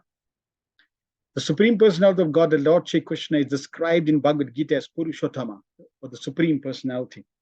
It is He only who can award liberation to the impersonals by absorbing such aspirants in the Brahmajyoti, the bodily rays of the Lord. The Brahmajyoti is not separate from the Lord, as the glowing sun rays are not independent of the sun disk. Therefore, one who desires to merge into the Supreme Impersonal Brahmajyoti must also worship the Lord by Bhakti Yoga, as recommended here in the Srimad Bhagavatam. Bhakti Yoga is especially stressed here as the means of all perfection. In the previous chapters, it has been stated that Bhakti Yoga is the ultimate goal of both Karma Yoga and Jnana Yoga. And in the same way, in this chapter, it is emphatically declared that Bhakti Yoga is the ultimate goal of the different varieties of worship of the different demigods. So all forms of every type of worship described in all scriptures is directed so that ultimately one can engage in Bhakti Yoga. It's the ultimate goal. Bhakti Yoga, thus being the supreme means of self-realization, is recommended here. Everyone must therefore seriously take up the method of Bhakti Yoga, even though one aspires for material enjoyment or liberation from material knowledge. So in the previous chapter, we heard it's the most simplest, profound, perfect, easiest process. Most effective process. Now we are hearing that it is the ultimate process of self-realization. Ultimate process that all forms of worship leads to. So therefore, if that is the goal, if that is what Bhakti Yoga is meant for, then what should we do? It says very clearly, everyone must. Not just one, not just two, not just you, not just me, everyone. What must we do? We must therefore seriously take up this method of Bhakti Yoga. Not whimsically, not haphazardly, not casually, seriously. So what does seriously mean? Because I can take it as a part-time business, part-time hobby. I'm very Krishna conscious Prabhu. I go to the temple once a week. What do you do the rest of the 6 days? Watch DVDs. That's not serious. So we need to seriously take to Krishna consciousness. Well, then we need to seriously understand what are the obstacles that's stopping me from doing that seriously. And that means I need to be thoughtful, Manishina. I need to think, I need to contemplate, I need to evaluate, I need to be introspective, see my material desires, and then embrace the process. And I know and have faith that the process, if I embrace, I'll get purified of these material desires. That way I can gauge the fruit. I can see the result. I can see it's working. And that increases and intensifies my faith, which then increases and intensifies the seriousness that I practice this process.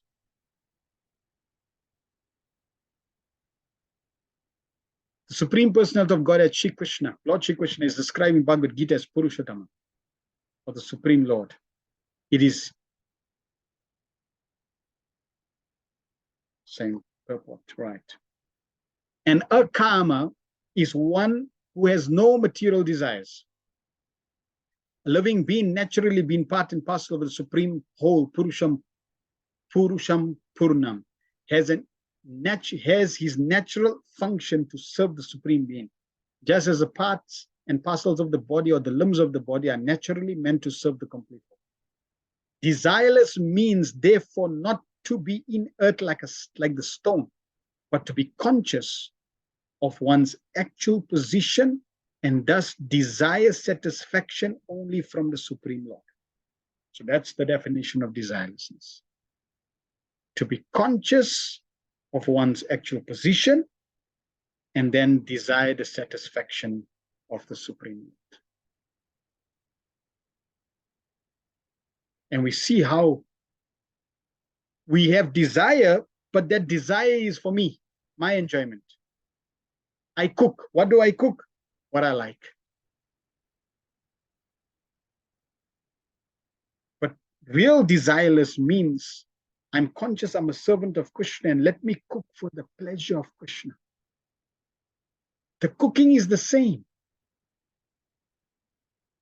But I'm actually conscious of trying to satisfy Krishna. It doesn't come automatically. It comes with practice. We need to constantly remind ourselves of our position and then consciously try to do what pleases Krishna. Now someone may ask, well, what pleases Krishna? What Srila Prabhupada has instructed us to do pleases Krishna. How Srila Prabhupada is instructed to serve pleases Krishna. So in this way, by following Prabhupada's instructions, we know we are pleasing him and we're pleasing Krishna. Srila Jiva Goswami has explained this desirelessness as Bhajaniya Paramam Purusha Sukha Mantra Swa Sukhatvam in his Sandarbha. This means that one should feel happy only by experiencing the happiness of the Supreme Lord. One should feel happy only by experiencing the happiness of the Supreme Lord.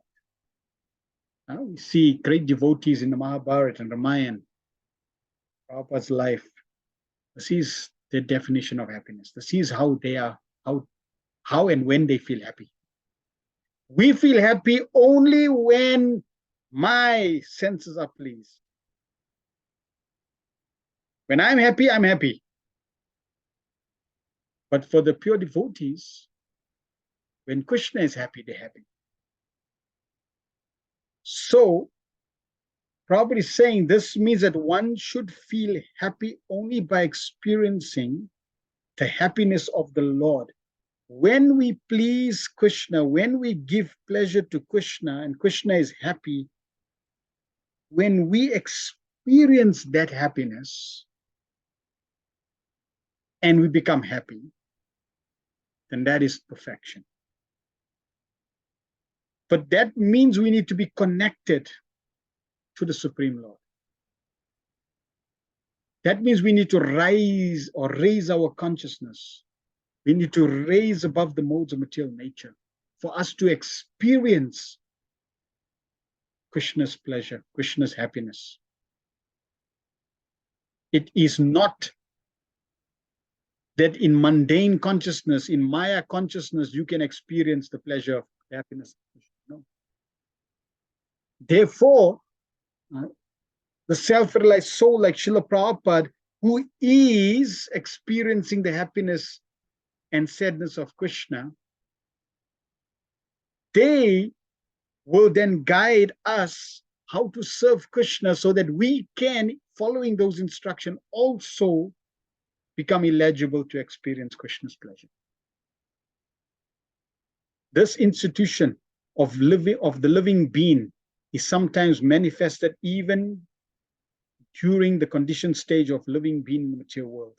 And such institutions is expressed in the manner of altruism, philanthropy, socialism, communism, etc., by the underdeveloped minds of the less intelligent persons. So, and Krishna may be pleased in different ways. And when one slowly aligns to Krishna's pleasure, he will automatically feel happy. Intuition. Yes, this intuition of the living being is manifested even during the conditioned stage of the living being. And such intuition is expressed in the manner of altruism, philanthropy, socialism, communism, etc., by the undeveloped minds of the less intelligent. When we try to connect internally, we will, if we're pleasing Krishna, internally we will automatically feel happiness. We will automatically feel a certain sense of pleasure. You cannot, just like sometimes people may ask, what do you feel by practicing Krishna consciousness? It's very difficult to describe because it's also very subtle. But if somebody is practicing Krishna consciousness, they will also feel internally that pleasure. It is not gross, it is not subtle, it is spiritual. And sometimes we may not know the truth of Krishna consciousness, but we may try to, due to the internal nature of the living being, try to extend ourselves for the welfare of others. And when we extend ourselves for the welfare of others without understanding the dynamics that Prabhupada is highlighting, we are not desiring selfishness. We are not desiring something that is for me, but rather to help elevate people, to help develop people. So it's not completely Krishna conscious, but the desire is not selfish.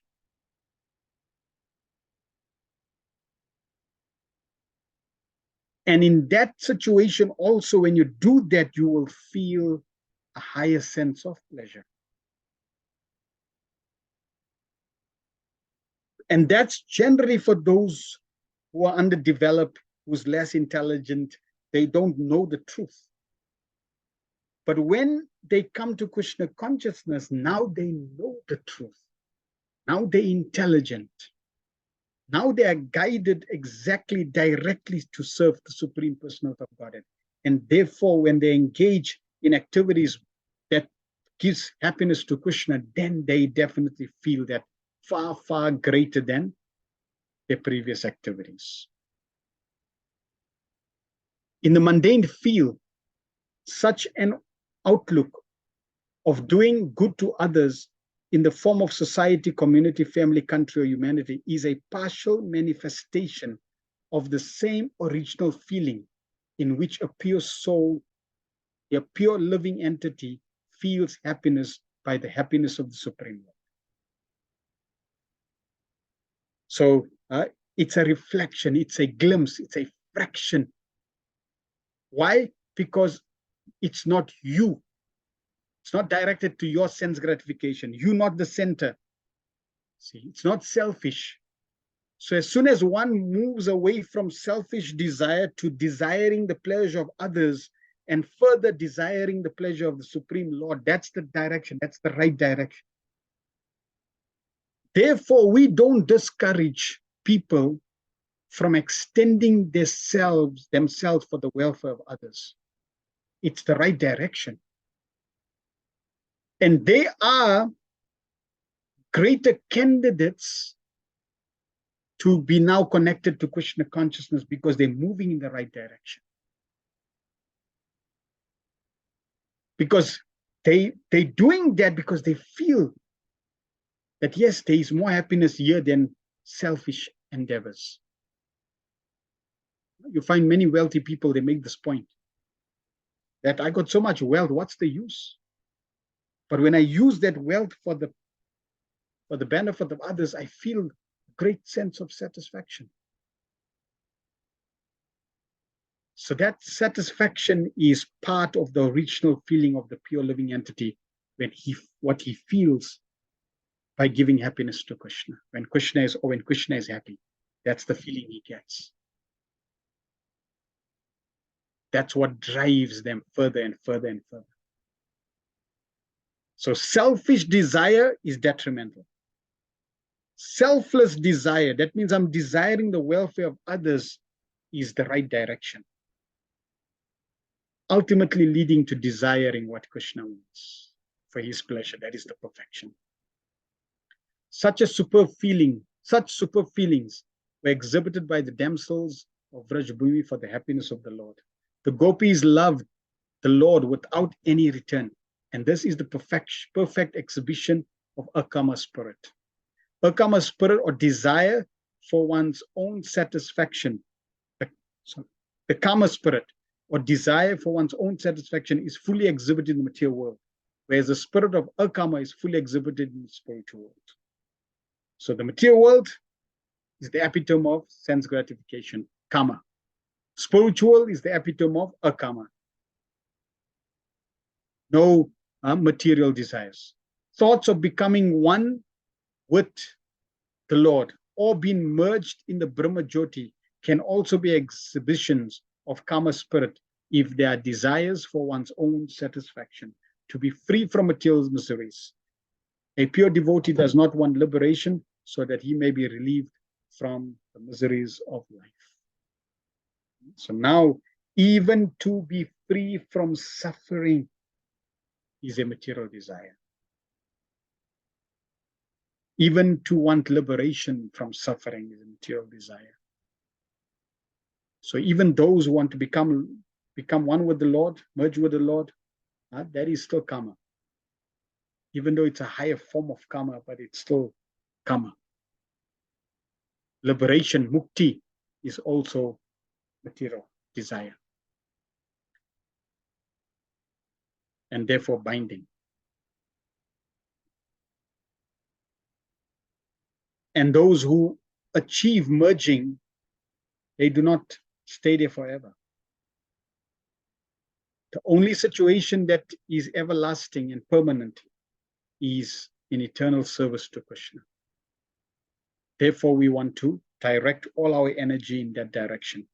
And we want to render service without any expectation or return. The gopis love the Lord without any return. I am not serving Krishna because I want A, B, C, D, E. I'm serving Krishna because I love Krishna. That's all. And to come to that stage will require practice. We find so many examples in scripture that illustrate this. The Brahmanas were worshipping Krishna when Krishna sent the cowboys to ask them, Balram and Krishna hungry, can you please feed them? We're busy. And then they went to the Brahmanas' wives, and the Brahmanas' wives were so happy to serve them.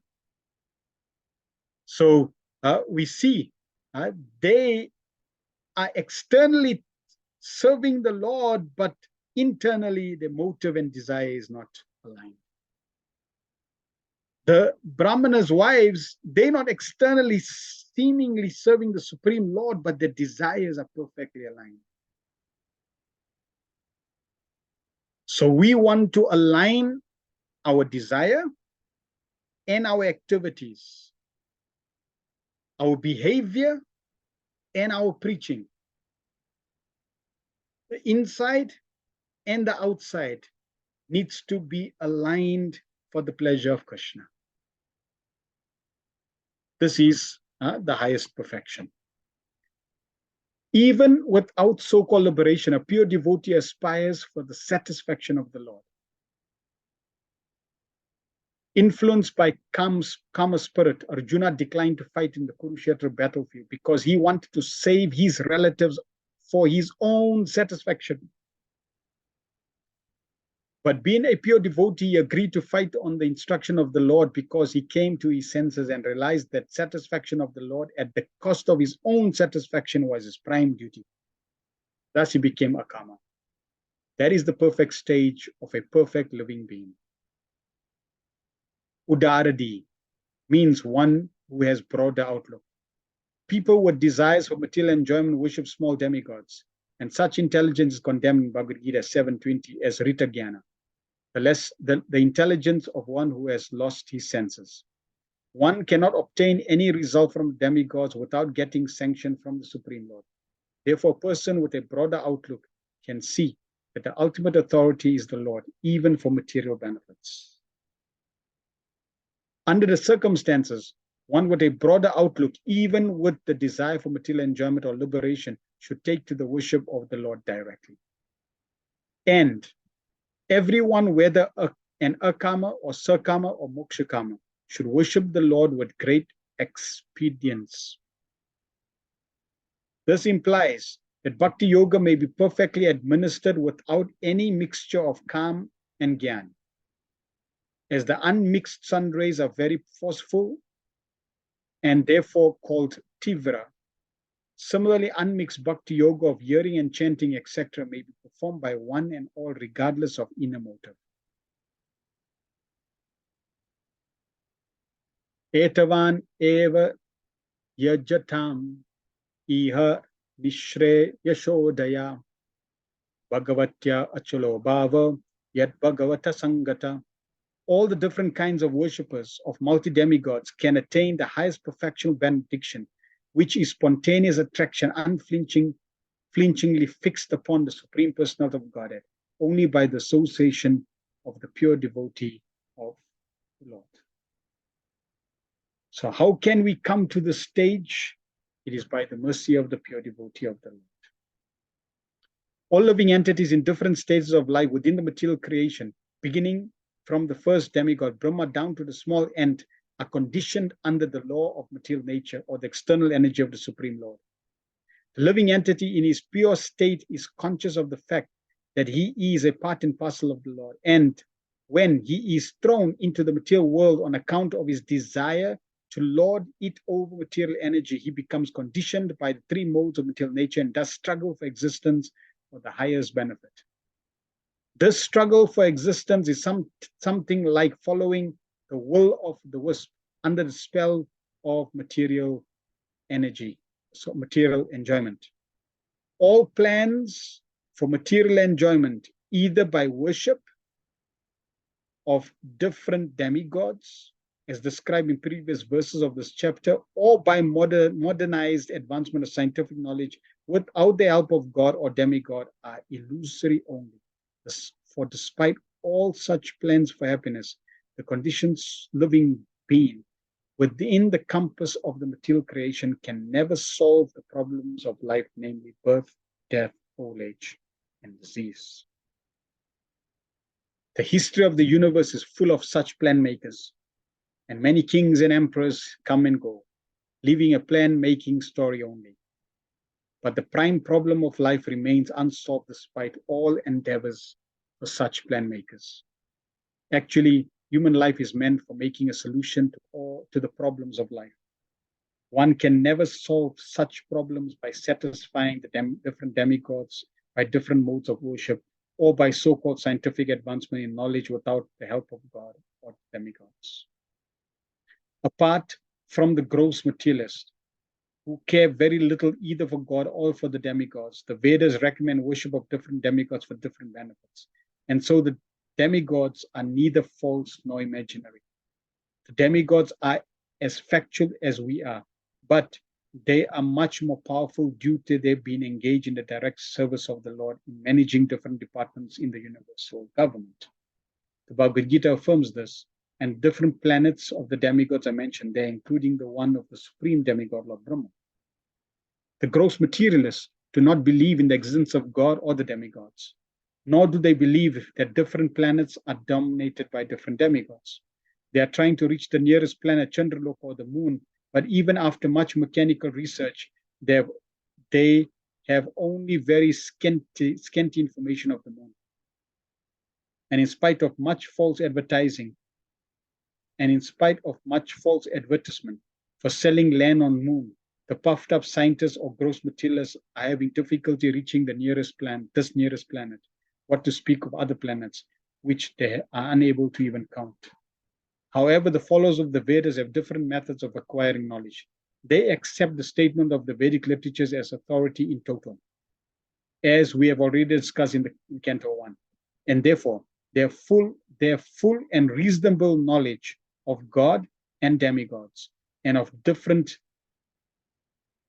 their different residential planets situated within the compass of the material world and beyond the limit of the material sky.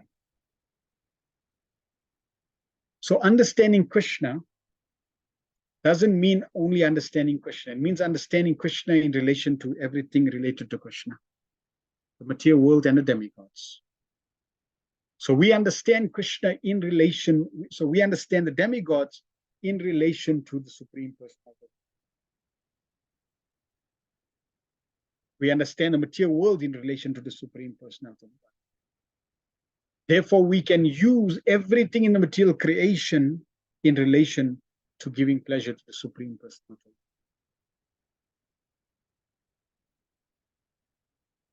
The most authentic Vedic literature accepted by the great Indian acharyas like Sankara, Ramanuja, Madhva, Vishnu Swami, Nimbarka, and Chaitanya, and studied by all important personalities of the world is Bhagavad Gita, in which the worship of the demigods and the respective residential planets are mentioned.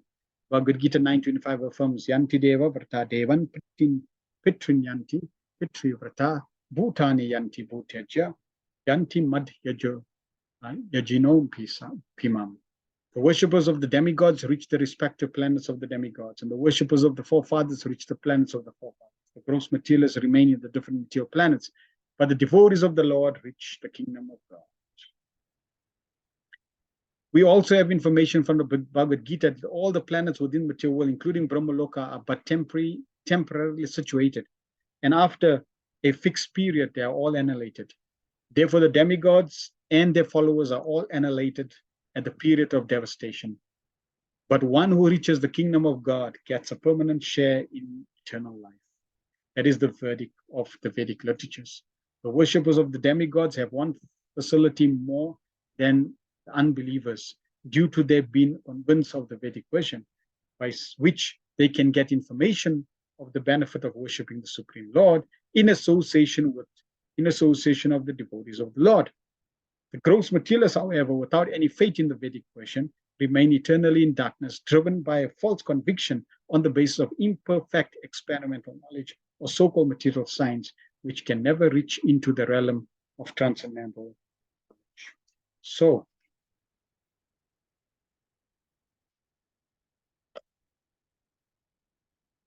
those who worship demigods, they're not transgressing the Vedic system.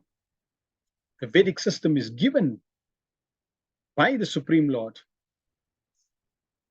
for those who are akama, sarvakama, mokshakama. For those who want to fulfill material desires, the Vedic system is there, they can worship demigods. And when they worship demigods, they go to the plans of demigods, and there also they then get the association of pure devotees to then elevate themselves higher.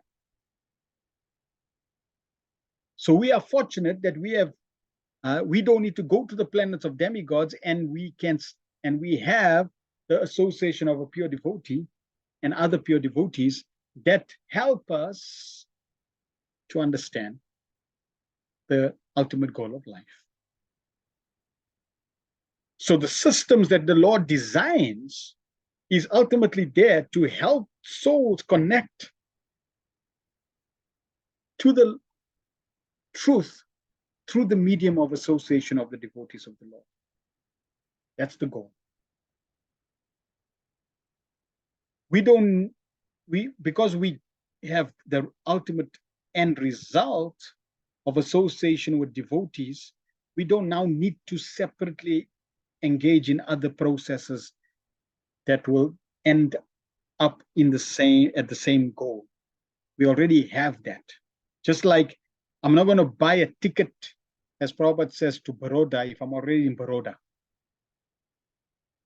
But if I'm not in Baroda, I can buy a ticket to get to Baroda.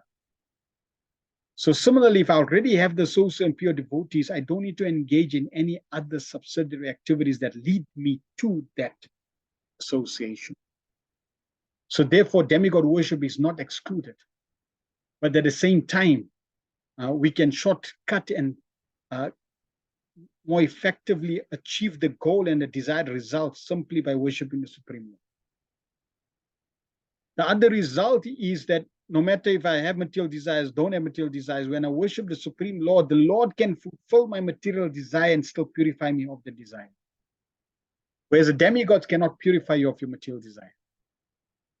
If you fulfill your material desire, it increases. And you may get prarabdha karma, reaction. But if you serve the Supreme Lord and ask the Lord to fulfill that material desire, the Lord may fulfill that desire if it's beneficial. He may not fulfill the desire if it's not beneficial for your devotional service. And if he does fulfill that material desire, he'll fulfill it and purify you of that material desire.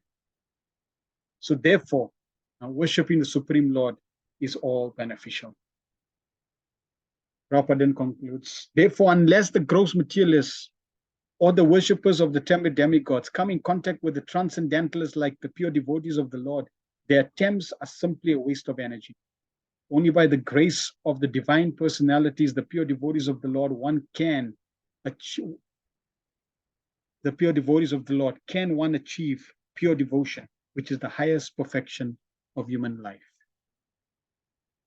Otherwise, both the materialistic way of life without any information of God or the demigods and the life engaged in the worship of demigods in pursuit of temporary material enjoyments are different phases of phantasmagoria. They are nicely explained in Bhagavad Gita also, but the Bhagavad Gita can be understood in the social and pure devotees only, and not by the interpretations of politicians or dry philosophical speculation. So the ultimate benediction for human beings is to get the association of pure devotees.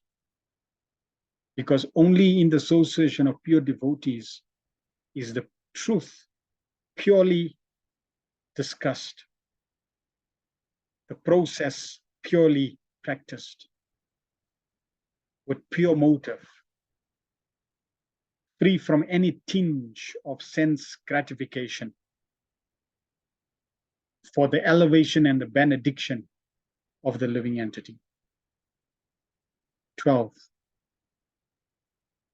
Dhyanam yad apra tinivrita gunor mi chakram atma prasada utayatra guneshwa ashanga kevalya samata patastva tvata bhakti yoga o nivrito hari katha shur ratim na kuryat.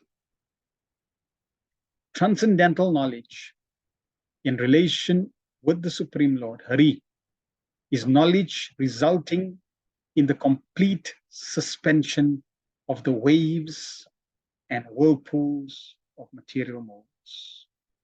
Such knowledge is self-satisfying due to its being free from material attachment, and being transcendental, it is approved by authorities. Who would fail to be attracted? Transcendental knowledge in relation with the Supreme Lord Hari is knowledge resulting in complete suspension of the waves and whirlpools of material modes. Such knowledge is self-satisfying due to its being free from material attachment, and being transcendental, it is approved by authorities. Who fail to be attracted? According to Bhagavad Gita 10:9, the characteristic of pure devotees are wonderful. The complete functional activities of a pure devotee are always engaged in the service of the Lord, and thus the pure devotees exchange feelings of ecstasy between themselves and relish transcendental bliss. This transcendental bliss is experienced even in the stage of devotional practice, sadhana avastha, if properly undertaken under the guidance of a bona fide spiritual master. And in the mature stage of the developed transcendental feeling, culminates in the realization of a particular relationship with the Lord by which a living entity is originally constituted, up to the relationship of conjugal love with the Lord, which is estimated to be the highest transcendental bliss. Thus, Bhakti Yoga, being the only means of God realization, is called Kaivalya. In this connection, Srila Jiva Goswami quotes the Vedic version, Eko Narayana Deva Para Varanam Paramam Aste Kaivalya Samknita, and establishes that Narayan, the personality of Godhead, is known as Kaivalya.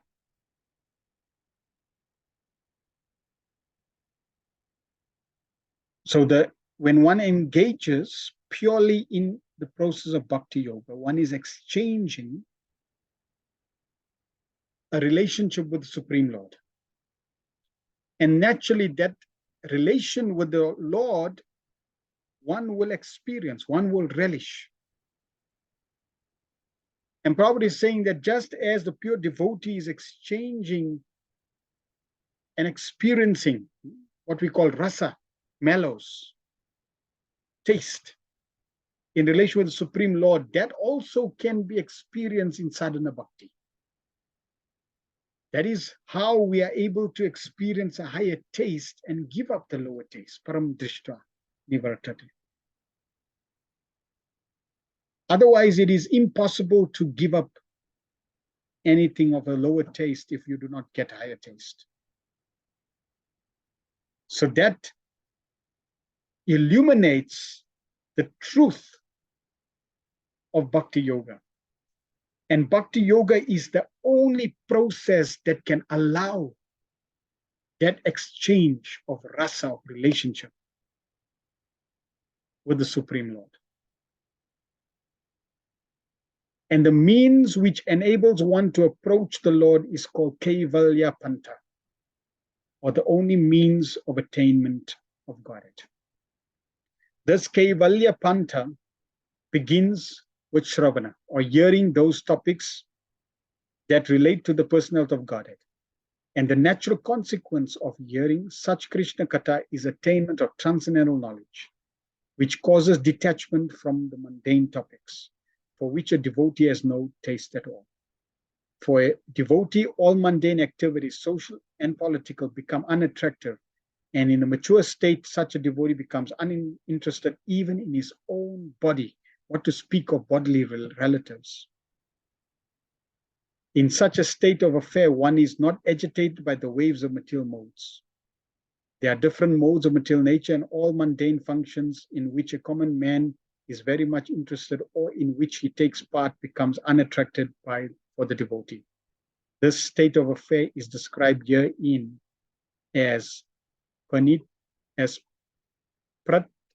Vrita Gunormi, and it is possible by Atma Prasad, or complete self-satisfaction without any material connection. So by hearing, Bhakti Yoga begins by hearing. By hearing the topics related to Krishna, I get transcendental knowledge. And by that transcendental knowledge, I understand and direct my life accordingly. I become detached from mundane activities. I slowly start losing taste from mundane activities. Eventually, I even lose taste from this body. Why? Because I am becoming self-realized. I'm realizing that this body is not me. If it's not me, why should I fulfill its desires? I should be focusing on fulfilling my desire. My desire is that I'm a servant of Krishna. Therefore, my desire is to give pleasure to Krishna. If I give pleasure to Krishna, my desire automatically gets fulfilled. So in this way, the process evolves and starts to change one's direction in terms of attachment, detachment, what's good, what's bad. And eventually we become completely detached from everything related to this material world and become 100% attached to the Supreme Personality of Godhead. The first class devotee of the Lord attains the stage by devotional service, but despite his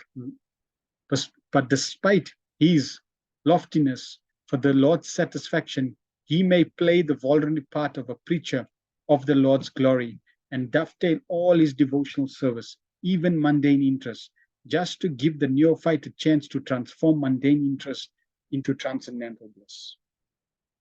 Sri Rupa Goswami has described this action of a pure devotee as nirbandha Krishna sambandhe yukta vairagyam uchate. Even mundane activities dovetail with service to the Lord are also calculated to be transcendental or approved Kaivalya affairs.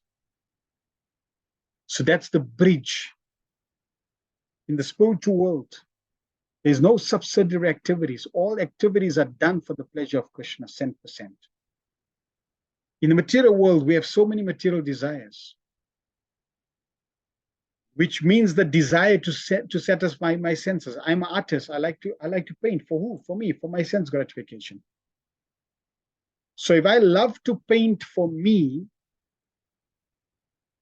then how can that give pleasure to Krishna? So the pure devotee, like Srila Prabhupada, who's a Mahabhagat, takes the role of a preacher, a Madhyam Adhikari, and shows how we can dovetail all our activities in the service of Krishna. In this way, help us purify our activities.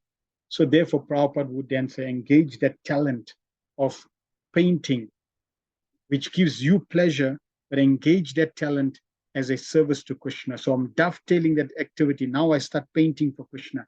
When I start painting for Krishna, I am enjoying that activity because that's the activity that gives me pleasure. But because I'm doing it for the pleasure of Krishna, I'm dovetailing it, that activity now starts to get purified.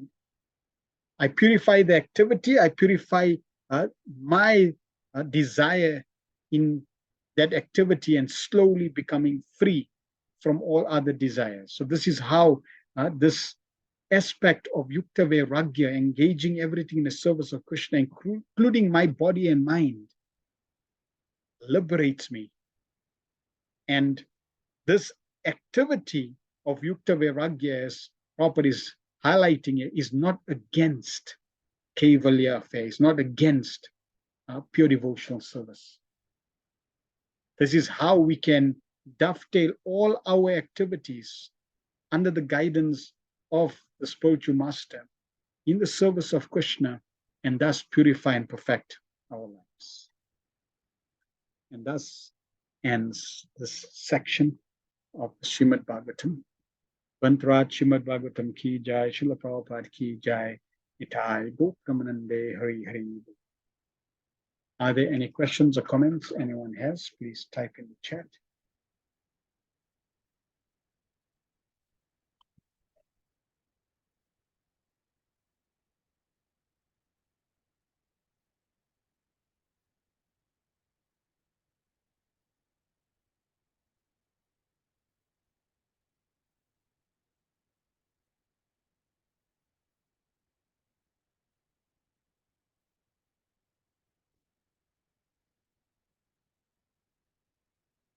Right.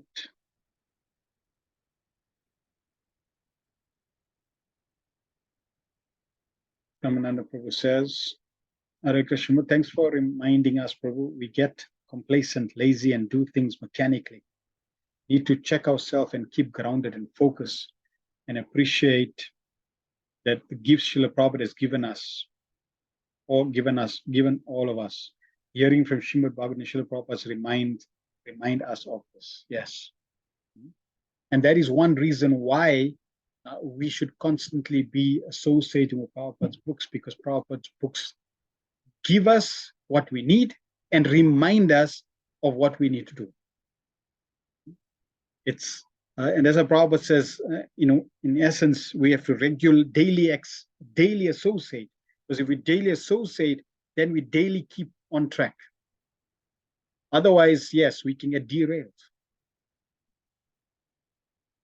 It's like, consider if you had to have Prabhupada's association, physical association, Vapu association at every moment. Or a more practical example is, if you ask any servant of a spiritual master whether they can be spaced out, they'll tell you it's very difficult. In fact, they can be exhausted because they have to, do so much service. They have to be attentive to the details. They have to, and the spiritual master is going from one program to another, flying from one country to another. So, you got no time to space out. You're fully engaged. And we see, just like when Srila Bhakti Maharaj would come, let's say stay at Harinamana Prabhu's place, or different devotees, the environment is totally different. Everybody's on their toes. They on their best behavior. They're doing everything because why? Spiritual master is there. So similarly, if Prabhupada had to be there, then the environment, everything would be different because of his presence. That's the same experience that can be felt when we associate with Prabhupada's books every day. Because he's not different from his books. In fact, he's better than his books. He's better. His books are better than he. Prabhupada says, the best of me is in my books. His personal exercise in his books. So therefore, by constantly associating Prabhupada's books, we are constantly reminded. We are having the best association, because as Prabhupada and Krishna's Bhagavatam has mentioned, we need that pure association. So Prabhupada's books is giving us the pure association of the pure devotee. It's directing us, our intelligence, in the right way. It's keeping us inspired. It's giving us the taste, that self-satisfaction we want. It's motivating us. It's keeping us focused. How glorious. So in this way, we should always keep that. And in association of like-minded devotees, then we can also keep focus and keep inspired to continue on this path to perfection. Vafana Prabhu says, I was moved by understanding that the highest perfection of transcendental realization is to take pleasure in hearing and describing transcendental qualities of the Lord, not to merge in the Brahman effulgence, as that is a desire of the impersonalists. Yes. To hear the glories of Krishna gives Krishna pleasure. But to merge into the Brahman effulgence does not give Krishna pleasure. So therefore, just the act of hearing is far more glorious than merging with Brahman effulgence. Why? Because the essence is the pleasure of Krishna. Merging with Brahman is spiritual suicide.